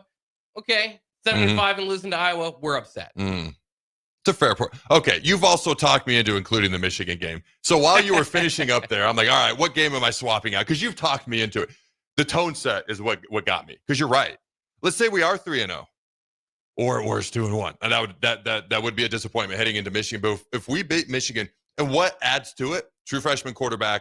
We're at home. They don't have their head coach. That all adds to it. Okay, you've talked me into it. So as I sit here are my new 6 games. All right. I'm just going to go through the schedule. I'm not ranking them. Cincinnati, Michigan, Minnesota. You did not have Minnesota in there. I've got Minnesota in there. USC, Penn State, Iowa. I've swapped out UCLA, which if we lose to them a second year in a row, that will be brutal. But you've talked me into it. I do think Michigan, obviously they're a big national brand. Okay. But getting them at home, again, we don't play a true road game until middle of October. That is huge. Our first 5 games are essentially home games. Okay. 4 of them are home games, and Kansas City Arrowhead basically is a home game. So I'm gonna put Michigan in there because let's say we are 3-0, and let's say we do beat Michigan. Then all of a sudden you're 4-0, and you've beaten Michigan. And you've got a Michigan State team who I think people are underestimating, but they're going to come into Lincoln. It's a tone setter. Now, we'd have to respond better if we beat them than how the rest of the season per se as an overall whole when after Colorado. There were some good things. There were some frustrations as well. more consistency is what we'd really be looking for. But you've talked me into it. I'll swap out UCLA. I've already got 3 of the other 4 November games as 3 games that stick out to me. So I'll swap Michigan for UCLA. Do we got anything else off the text line there, Jake?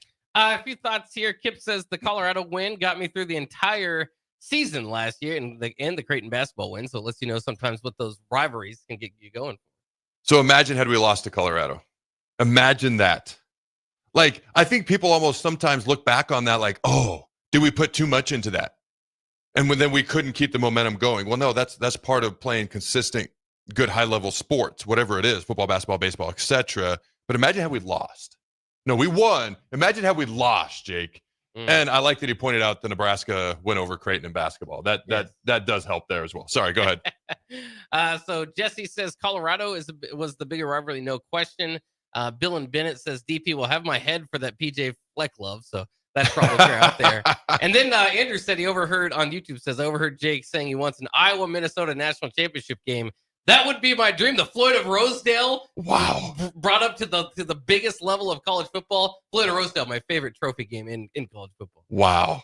I need to have a talk with DP during the break. We need to make some job evaluations as far as who is producing the show going forward. I don't know what's going on out there. Oh, I love that you've embraced the heel roll, though. You just embrace it. I'm just gonna be the heel here in Nebraska. I also have an SEC network table in my basement. Oh my God. He's gone full blown. You're the dirtiest player in the game now, Jake. That's right. Were there any more verbal assaults on you? Don't leave those out now on the text line. I think there were some more verbal assaults on you before we get to our next break. Well, I don't know if this is a verbal assault. Depends on where your fandom lies. But 7826 says Jake sounds like he would be a fan of the Raiders and the Chiefs.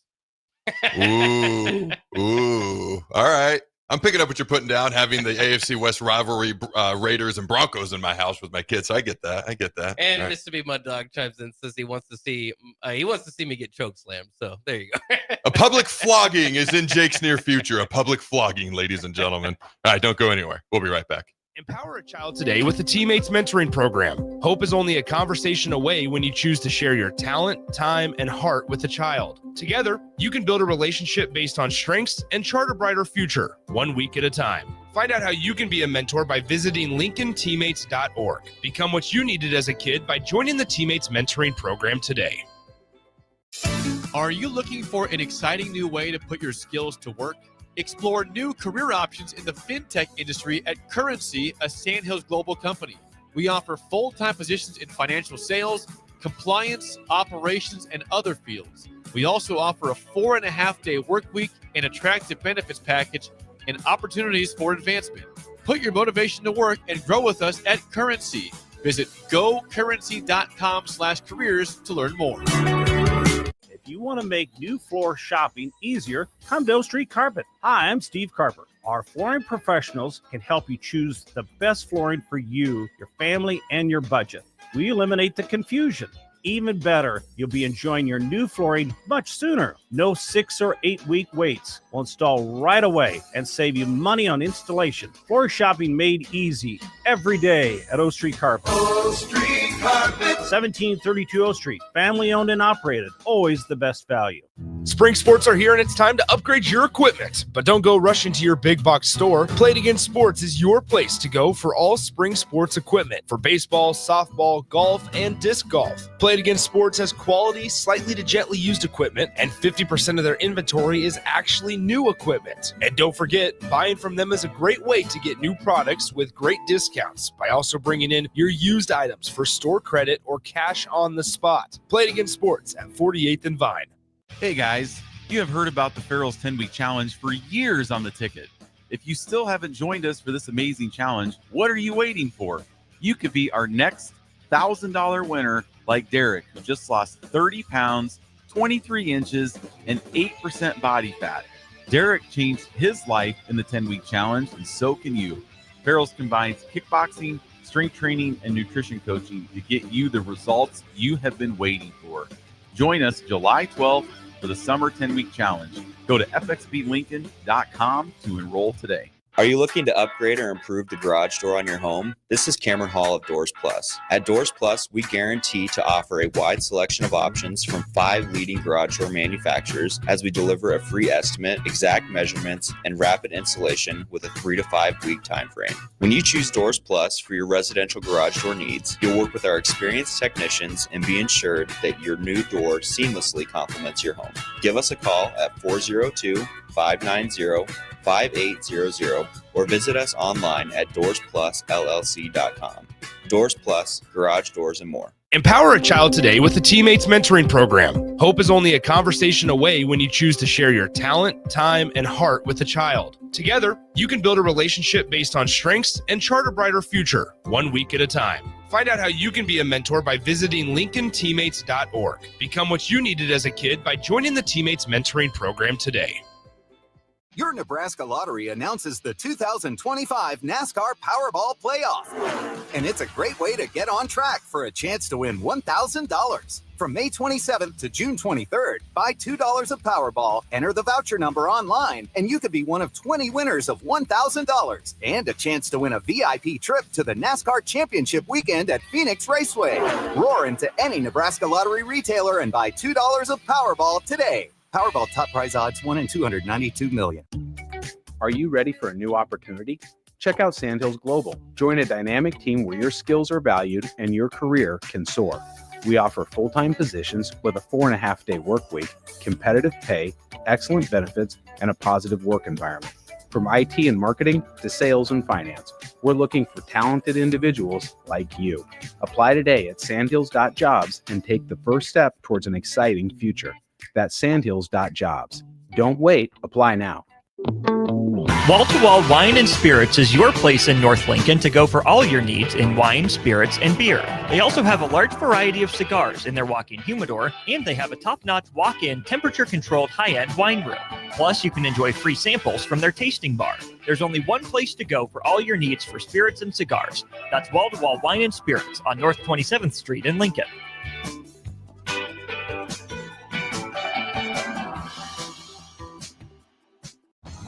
Saturday. Eagle Raceway is open for a full season of dirt track racing action every Saturday night. Don't miss the epic battles on the high banks of Eagle Raceway each Saturday between the Nebraska Septic Sprint Cars, Nebraska Lottery Modifieds, Avid Realty Sport Mods, Valentino's Hobby Stocks, and A1 Iron Stock Cars. Let's go racing. Eagle Raceway, just 10 miles east of Lincoln on O Street. Check out the full schedule at eagleraceway.com.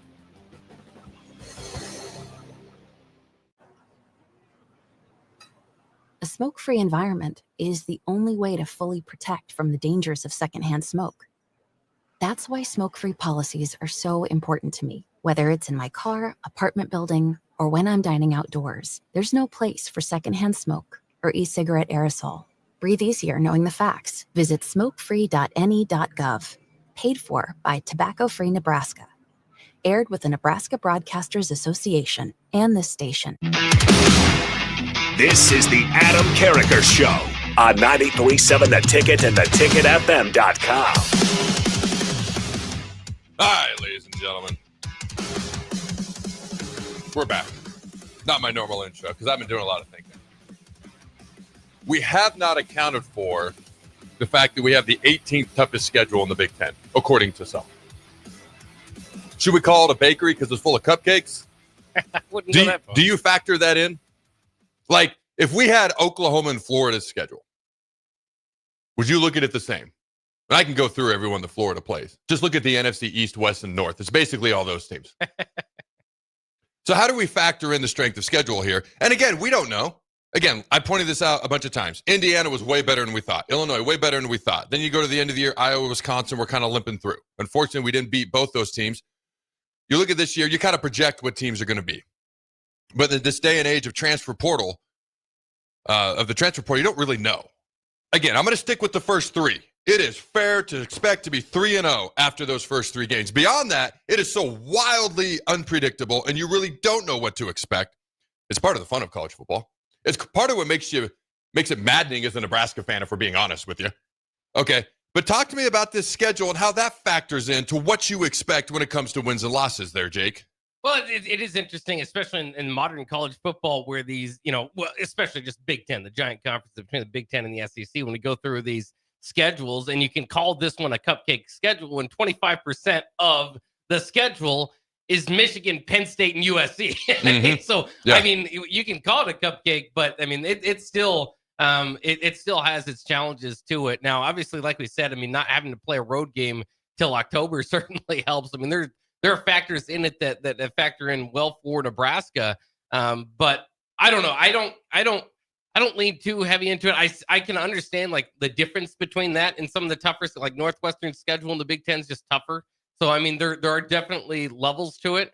But I still think if you look at this, it could end up being a difficult schedule. This is preseason, trying to figure out where everybody's at.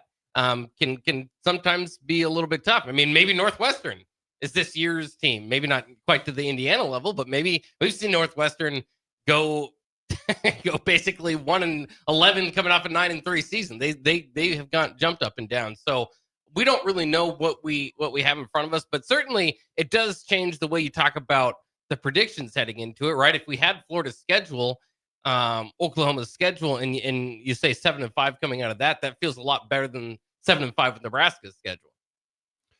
So just for kicks and grins, I pulled up Florida's schedule. I have an idea of what it is anyways. Here's like a stretch that they have. 3 games in. LSU, Miami, Texas, Texas A&M, Georgia, Ole Miss, Tennessee, Florida State. That's 9 of their 12 games. You pointed out 3 of our 12 games. And I'm not saying, like, I'm kind of having fun with this. Like, you don't know what to make of our schedule coming up. The preseason projections is that we are the 18th strength of schedule in the Big Ten out of 18 teams. So it's not projected to be the toughest strength of schedule in the world. Now, you look at their other games that I didn't even talk about. It's still Kentucky, Mississippi State in conference. It's not going to be easy. Anytime you're playing a power, really 2 conference team, it's never going to be easy. And I might even add that it's at Kentucky, so it's a road game. But of their 2 remaining games, you got LIU. I honestly don't know who LIU is. It looks like a white-yellow shark, the mascot. I don't know what that is. All right, and then you got South Florida, which is a rising, one of the top 5 G5 programs in the country. It's also an in-state rival if you're Florida. Now, I'm not saying, I wish we had Florida's schedule. I'm not saying that at all. Part of that is Florida did that to themselves by scheduling Florida State, Miami, and USF, and then they have a tough in-conference schedule. Part of that is they did it to themselves. Obviously, we chose not to play Tennessee, so we're taking a little bit different route. I bring up and joke about the bakery, full of cupcakes, haha. I bring it up because I don't care. I don't care. There's going to come a year, I guarantee, where we've got like Ohio State, Michigan, Oregon, USC, Wisconsin, Iowa, Illinois is going to be ranked, Indiana, if they're still rolling with Signetti. And I'm going to sit here, I'm going to say, I don't care. Nick Sainer brought this up last week, and I thought he made a great point because I asked about at Maryland, which is traveling halfway across the country, and then on a short week playing at Minnesota on a Friday night. I was like, dude, that's going to be tough. He goes, I don't care. I'm tired of excuses. Either get it done or don't. And I was like, God dang, he's so right. Like at a certain point, you either win or you lose. You either figure it out or you don't. If we go beat Minnesota, I'm going to point out the challenges. But I'm also going to say, this is what Nebraska should be doing. If we lose, I'll point out the challenges, and I'm going to say, I don't care, because we're not the only team that has to deal with this. Do you remember last year? I pointed it out on the show just once, so maybe you don't remember. Oregon played 8 straight weekends in a row. Big Ten conference opponents. And then for whatever reason, they had a bye right before their last game versus Washington, which actually helped them going into the Big Ten championship, because you don't know if you're going to be in that game before the season. No other team in the Big Ten had 8 straight Big Ten games in a row. And I think 5 of the 8 were on the road, if I remember right. They went undefeated, and they made no excuses. You never heard Dan Lanning bring that up once. I heard somebody else bring it up. I looked it up, and I was like, that's tough. And then that team made no excuses, never brought it up, and went undefeated in the regular season. Obviously, they wish the Rose Bowl would have gone differently, but Nebraska needs to get to that point. I make the joke about the bakery, haha. Whoever's on the schedule, and obviously the tougher teams you play, the harder it is to win games. I get that. I understand that. I'm not overlooking that. What I'm saying is I'm so tired of, well, there's this, there's that, there's this, there's that. You know what there is? There's the scoreboard. and the team that scored one more point or more than the other team. And I'm to the point where that's all I'm really interested in at this point. Is that fair, or am I going a little too far with that, Jake? Well, no, I mean, I think I think there's a little bit something like you have to, as an athletic director, you have to stand up for this if the schedule's just kind of, out of whack, right? Like when we mentioned Nebraska joining the Big Ten, you always make the joke that they were playing the NFC North, left and right or whatever. So I think that there's a spot for that, and you have to fight for yourself. But again, as a team, and then all together, like I don't know, like you can't be all that upset about whatever schedule you get when you're not consistently beating Minnesota, Wisconsin, Iowa, right? So, I mean, all these, when we joined the Big Ten, it was like, oh, Michigan, Ohio State, let's see if Nebraska can take them down. And they haven't been able to take down the bottom half, the middle half of the Big Ten, let alone the top half. The tier 2, I would call them. Yeah. We haven't taken down the tier 2 yet. Yeah. All right. You got any final thoughts on the schedule? We spent an hour on that, and I think it was a fun conversation. That was not planned, but you got any final thoughts? Is there anything off the text line? And then I'm going to get back to the guys who committed yesterday, which I started to talk about 90 minutes ago. We just had Williams says USC is the game we need. So he kind of puts that out there. Okay. All right. Maybe a big one, which I do think it will be big as well. All right. I won't argue with that. I don't know if it's the game, but it's definitely one of the games. I can agree with that. All right. Again, in case you missed or you just want to learn more. All right. Florida. First Academy defensive back Danny Odom announced his commitment to Nebraska football on Mondays. He chose the Huskers over, again, Clemson, Ohio State, Oklahoma, Penn State. Big-time names. We're trying to get him. Here's what he had to say, and I quote, "The relationships and the coaching staff made Nebraska home." All right, end quote. Another quote, "I feel like they're about to build something special," end quote. Now, his connection with the Huskers really is in large part due to the DB's coach, Addison Williams, who actually started to recruit him when he was at UCF. So they've got a longer-term relationship there. All right, he's a 4-star defensive back. He also participated in Nebraska's Junior Day this winter, and soon after scheduled his visit for June and just committed, like I mentioned a day ago. Let's see what else we got. He's 6'2", 180 pounds. Has a good frame for a lot of development coming up in the future. Let's see. I got a little bit more on him. Let's get back to that. You got any quick thoughts real quick while I kind of go through my notes here? No. It's obviously a big get for Nebraska. Again, we kind of mentioned this at the top of the show is that, Danny Odom is, and you mentioned those offers he's got, beating Ohio State, Oklahoma, basically the who's of college football to get him. Just huge for Nebraska. And right now sits as kind of your the crown jewel, if you will, of your class. So you're gonna have to fight as always to try to keep him. And so that's kind of the interesting part from here on out, because it does again remind me kind of CJ Brown, same state, right? You got the same cornerback, or different cornerback again out of the same state. But this one feels pretty good where Nebraska has landed him, and I know that he visited Nebraska 3 times in the last 6 months. So, I mean, part of it's, the courting that they've done. And that's what you hear from just about every one of these guys. And you should hear it in recruiting, is that they just like the coaching staff and the connection that they're building with them. This seems kind of obvious, but I'm going to go ahead and point it out. The more time somebody spends at a place, the more times they're willing to visit. That's a really good sign. I'm not saying if someone visit once, commits, that they're not like fully committed. In this day and age, you never know if anybody's fully committed, but he's been here 3 times. To me, that speaks pretty loudly. Now, if you can find taller guys that can move well, that obviously is a huge advantage, but Matt Rule tends to go after a little bit taller defensive backs. Again, he's 6'2", 180 pounds. If you wanted to liken him to someone maybe currently on the roster, maybe a Bly Hill-esque type build in his body, at least to this point. He is, again, a consensus 4-star. One of the most highly recruited players Rule has landed, maybe since Dylan Raiola. Okay, there's some other names in there, but he's going to be towards the top of that list. A native of Pennsylvania. Again, other schools that were going after him: Ohio State, Penn State, Clemson, Oklahoma. Okay, let's see. The other player that committed yesterday. All right, running back. So we've talked about that running back room just a little bit. Obviously, he won't be in the room this fall, but Jamal Rule. All right, potentially one of the most underrated running backs in the nation. All right, he's committed to Nebraska. The 3-star running back chose the Cornhuskers over Michigan State, Wisconsin, Syracuse, Virginia. All right, North Carolina. He's a Charlotte, North Carolina prospect, I should say.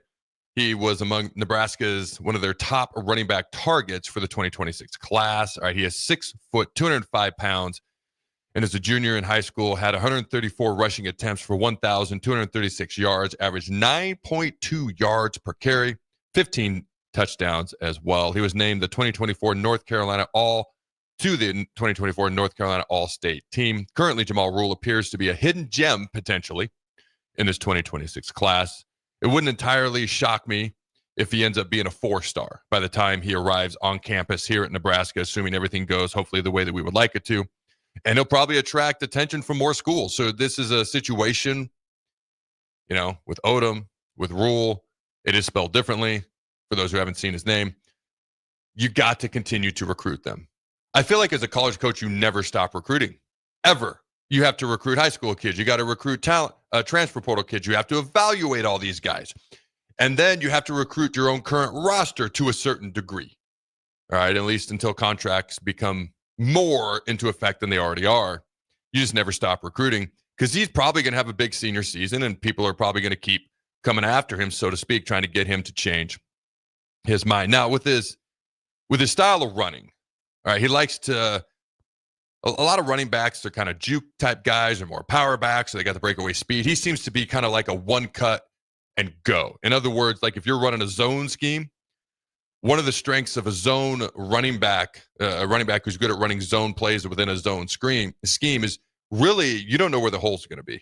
That's where you get a lot of your cutback lanes. Obviously, you're trying to stretch the defense to the sideline. Maybe you get outside of them. Maybe the hole opens up in front of you. Maybe the hole opens up behind you. You have to have great vision. It's one cut, dent, get downhill, and then go.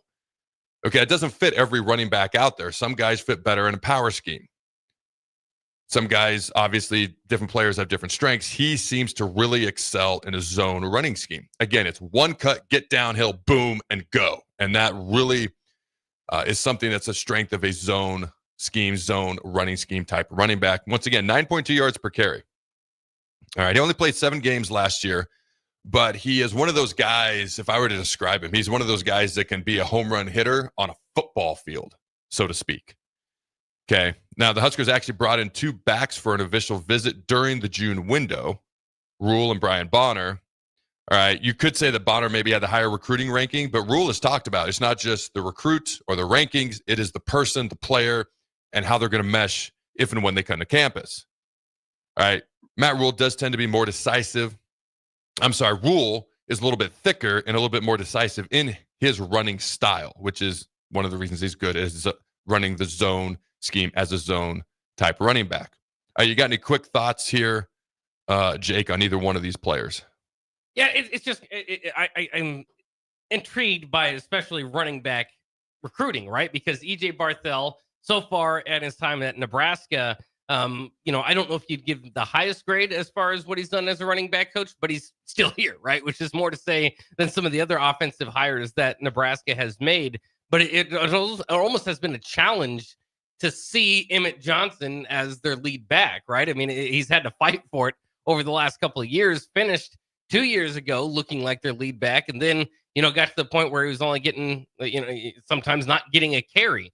And then you go into this year, and again, Emmett Johnson seems to be the proven back, but then what's behind him is, I don't want to say a whole bunch of question marks, but guys that just aren't proven. So, this is a big year, obviously for Emmett Johnson, but also for those backups to kind of get some momentum so that by the time that Jamal Rock Rule, by the way, is what he goes by, comes in, that there is some established running backs in the stable. So I can't wait to see what the running back position looks like this year behind Emmett Johnson. And of course, again, that's the future of it. And then, and then hopefully Jamal Rule can kind of fit in when he gets to campus. Yeah, the running back room, who's going to step up on the defensive line. These are some of the things that are going to be intriguing storylines to watch as the season unfolds. And then Nebraska did not bring in a running back in the 2025 class. All right. And we now have our running back, as we would perceive, going into 2026. It's a young room. I mean, Emmett Johnson is a junior. And then you look at everybody else. All right.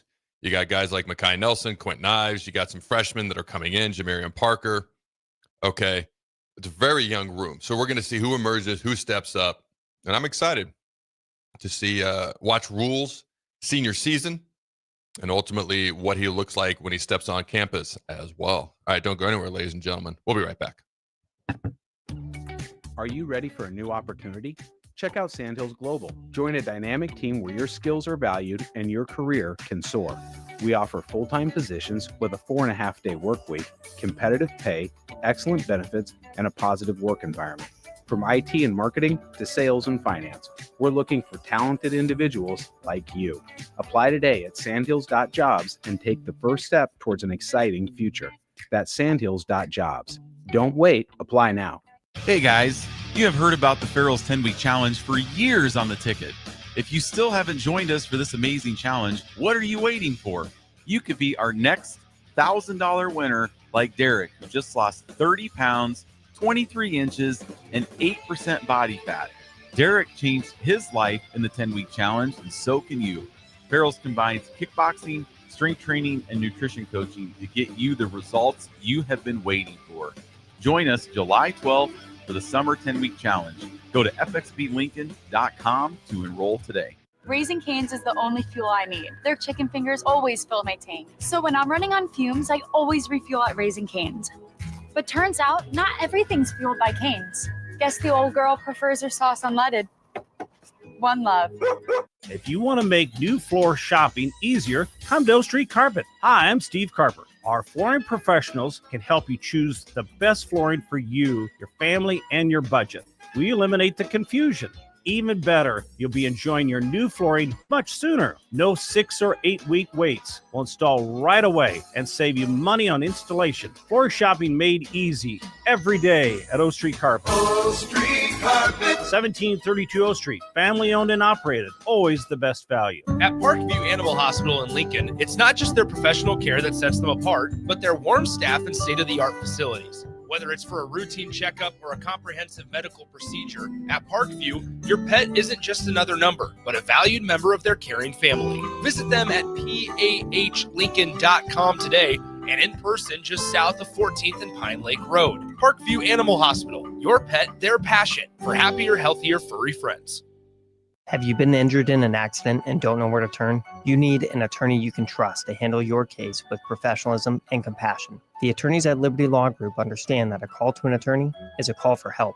If you've been injured, we want to help you. Liberty Law's experienced attorneys are committed to the pursuit of justice for those injured. Call Liberty Law Group and find out how we can help get you the compensation you deserve. Call 877-42-LIBERTY. 877-42-LIBERTY. Liberty Law Group. Trial attorneys you can trust. Wall to Wall Wine and Spirits is your place in North Lincoln to go for all your needs in wine, spirits, and beer. They also have a large variety of cigars in their walk-in humidor, and they have a top-notch walk-in temperature-controlled high-end wine room. Plus, you can enjoy free samples from their tasting bar. There's only one place to go for all your needs for spirits and cigars. That's Wall to Wall Wine and Spirits on North 27th Street in Lincoln.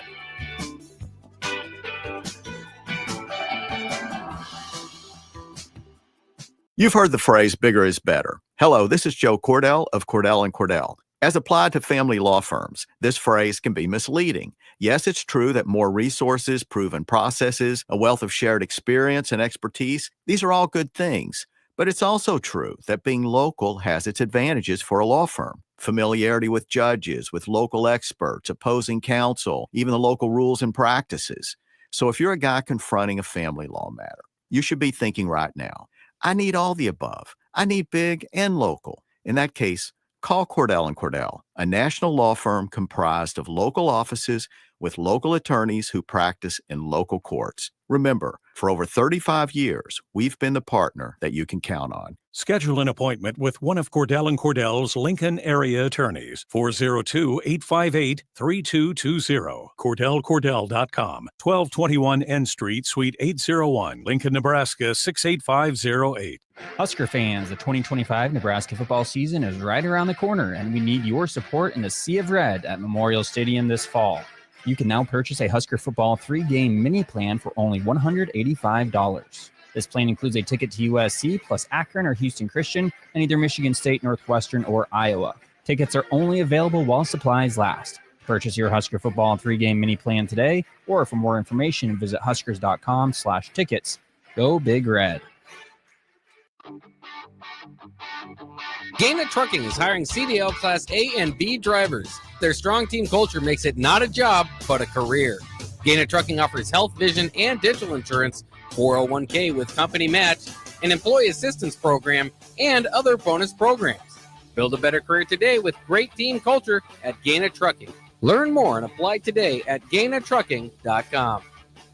Hey Husker Nation, this is Todd Euler, two-time national champion, here to talk to you about Window World Lincoln. At Window World, we specialize in replacement windows, doors, siding, and roofing. Whether you're looking to enhance the beauty of your home or increase its energy efficiency, we've got you covered. And here's the best part. We offer the best for less. Our team is dedicated to providing top quality products and exceptional service at affordable prices. We want to earn your business and make your home improvement dreams a reality. So why wait? Contact Window World Lincoln today at 464-7313 or visit our website at WindowWorldLincoln.com. Window World Lincoln, where quality meets affordability.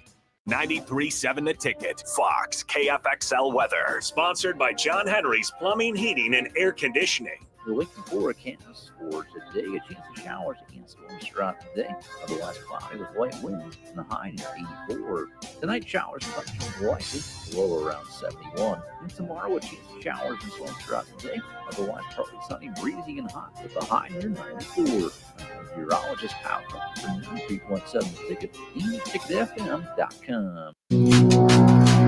This is the Adam Carriker Show on 93.7 The Ticket and theticketfm.com. Boom! All right, ladies and gentlemen, we got to go quick, rapid fire style. We got about 4 minutes to do a general sports roundup. All right, Jay, you ready to roll? I'm ready. I dreamed of playing against Alabama. They don't even have Nick Saban to save them. I just don't see them stopping me. And well, that was the whole quote. Florida State quarterback Thomas Castaneos on their week 1 matchup versus Alabama. Your reaction? Yeah, that's definitely bulletin board material to throw out there. And I mean, it's fascinating between him and James Williams down there at Florida State. I forgot about that. There's an awful lot of talk coming from the new guys for the Seminoles, for a team that won 2 games last year, about how talented their roster is. Man, I forgot. James Williams has been quiet for a while. That's right. He must have listened. I doubt it. My reaction, I love it. It doesn't have to do with Nebraska football, but it involves smack talk, so I love it. All right. Did you know that the Detroit Tigers have the best record in Major League Baseball? All right, as of June 15th, for the first time since 1984. What year were you born? Oh, wow, 1990. I was born in 83. Yeah. That's a long time. All right. WNBA's Sophie Cunningham, all right, Fever teammate of Caitlin Clark, if you didn't know, played basketball and football. I mentioned to you she was a black belt the other day, okay? Played basketball and football at Rockbridge High in Missouri, and there's a picture of her kicking the ball off. So she was technically on the football team. She's a black belt. Jake, if you were in a steel cage with her, do you think you could pin her down for the 1, 2, 3, or do you think she'd pin you? Well, I think she does have a height advantage on me. She's 6'1", so that could be. You have the leverage. You have the leverage. Yeah, I've got leverage and I've got some weight to it. But if she's a black belt, I'd probably just duck out, hide in the corner or something. You know, had you not said what you said about PJ Fleck, I would have taken your side, but I'm taking Sophie's. I'm taking Sophie's. All right, College Game Day, you probably saw this, will no longer do headgear picks after Lee Corso. Now, he'll have his final College Game Day appearance early on this season. They would no longer do headgear picks after Lee Corso's final College Game Day appearance. It seems appropriate. They hadn't done it outside of, whenever Lee Corso was gone last year. Typically, Pat McAfee just stands on the desk and screams and yells and does the chant, and that's all cool. I think the headgear, I agree with this one. I'm good with that. What do you think there, Jake? I'm actually against it. I think that's what kind of made College Game Day unique. Obviously, Lee Corso moving on, maybe it's time he's getting, up there in age and all that. But I would have passed this on to Pat McAfee or somebody to go ahead and continue to do it, to keep the tradition alive. Because that's just a part of college football. I'm going to be very disappointed now. And I'm not going to lie, whenever it's the 11 o'clock games coming on, I'm kind of thinking, okay, what do I want to watch the end of? Is it Big Noon or College game day. I usually want to see the headgear pick. Now that there's no headgear pick, I might stick to Big Noon. The same guy who wants to see Iowa and Minnesota play in the national championship. That's right. Okay. Quick thoughts. Wisconsin, as you know, is suing Miami for poaching Xavier Lucas while he was under contract with the school. My quick thoughts are, what did you think was going to happen with the way college football is going? I am shocked 0%. Please bring some sanity to this sport much sooner rather than later. What are your quick thoughts, Jake? Yeah, I mean, pretty much what you're saying. I mean, I at some point this was going to happen. You got to go kind of through the contracts and see who's involved and did they allow him to decommit and all that sort of stuff. But ultimately, oh man, what a headache! What a headache! And I'm sure that if I'm just intrigued by this because just depending on the way it plays out in court, I think there's a few other lawsuits that might come to follow. That was my other thought was I'm surprised there hasn't been more lawsuits, and there may very well be. Have you seen this? Competitive pillow fighting on TV. Have you seen it? I have not. It's a very real thing. So I'm looking at a screenshot that I took of when I watched it on TV the other day. Like they're in a boxing ring with pillows and like they have coaches. There's a corner, there's rounds. Like they are legit winding up. And it is like, I guess it's turning into a sport, kind of like that slap thing, which I can't believe that's legal, by the way. Competitive pillow fighting is a thing. It is becoming a sport, and it is intense. And I saw this on national television the other day. What is your reaction to this, Jake? I've just got so many questions. So do you get points for a knockdown? Is that the goal? I don't know the rules. Yeah. I didn't watch long enough to know the rules. I just took a screenshot and moved on, but it was intense. Just reminds me of like when you're playing video games, your parents will say, that's never going to get you anywhere. Now you can make money off of playing video games. I guess the same thing in pillow fighting. Dude, anything. I feel like anything could become your profession now. You could become a professional gamer, professional pillow fighter. Dude, that's one of my favorite takeaways you've ever had right there. All right, ladies and gentlemen, don't ever tell your kids they can't do something because you never know what the hell they might turn into. All right, ladies and gentlemen, until next time. Professional pillow fighter. It's going to be when my kids start to ride on there, what they're going to be when I grow up then. All right, until next time, go Big Red Nose. Remember to throw the bones.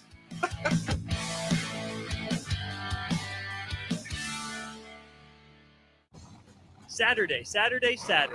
Eagle Raceway is open for a full season of dirt track racing action every Saturday night. Don't miss the epic battles on